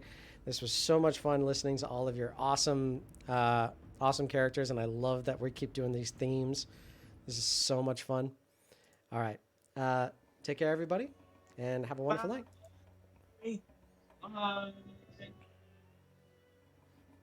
Bye. What a wild technology day, huh? Very much so, That yeah. was- We're sorry, Verizon. Yeah, I can't taunt Verizon anymore. I guess that's the kicker. Okay, so am I going to kill you? Am I? Is that what has to happen now? Because logically, that is what happened. Because the guy took the C4, saw that there was a timer on it, and then just put it in his pocket. I feel like I should kill you for that. And 20 scrolls of Circle of Death is an irrefutable amount of damage, Yeah, even that's at base level. me not realizing what a delayed activation really meant. I don't Yeah. think any of us did. I thought that meant like it was activated somewhere else, something like that. That's Which is fine. like a I've got some things to think about. So Yeah. Well, technically, if we follow the life, or I should say the death of Maresh, that should trigger one event, Death, should it not? Yeah. Death would come back. The Grim Reaper battle. Is That'd this be true. finally the time? I think we're gonna have This is- to. This is number 3. It definitely also depends on how angry you are at how we treated Balsheshba. No, that was an incredible idea. I was stunned by that strategy. that was fun. Oh, Well, here I was ready to just burn him to death with my literal halo, and then you just pulled out that, and it just became a mollywhopping. it really was. Yes. That was something else. Okay, I have an idea. I like that. I'm not Yes, going to sir. kill everybody because I introduced a ton of characters today. So, God, do all of them die? Is that just what happens? Okay, I'm Plot gonna. armor? We could go Dante's Inferno style and dive into hell to get them back. I have Or to you can think. just you can just keep the mystery up. The next Vanguard, just realize that these characters haven't returned yet. They need to figure out where they are. Well, that may be the case, but if you guys want to continue playing, and I know Maresh has been with the caravan since episode 1, so I want to make sure that he has the opportunity. But if that winds That's up true. happening, that we need to to resurrect everybody, then I need to understand why. Until then, I hope you guys have a wonderful night. This is a ton of fun. As long as you guys had a good time, that's all that matters. Yeah. And thank you again Yeah. for being so amenable to all the crazy crap that happened. No, yeah. I'm course. only sad that I didn't get to do what I was going to do to Balsheshba because he went poof and went away. Yeah, we were pulling out all the stops, and Lord Jizer didn't get to do his. I'm sorry. You wouldn't have liked me. Double breath attack on me. Well, I figured I had my regular attack, which is 2, the Mhm. haste attack, flurry of blows, action surge, another punch, and then blowing lightning in his face. Yeah, that would have been Ouch. something. All right, guys. Wishing you all a wonderful night. I'm going to call it.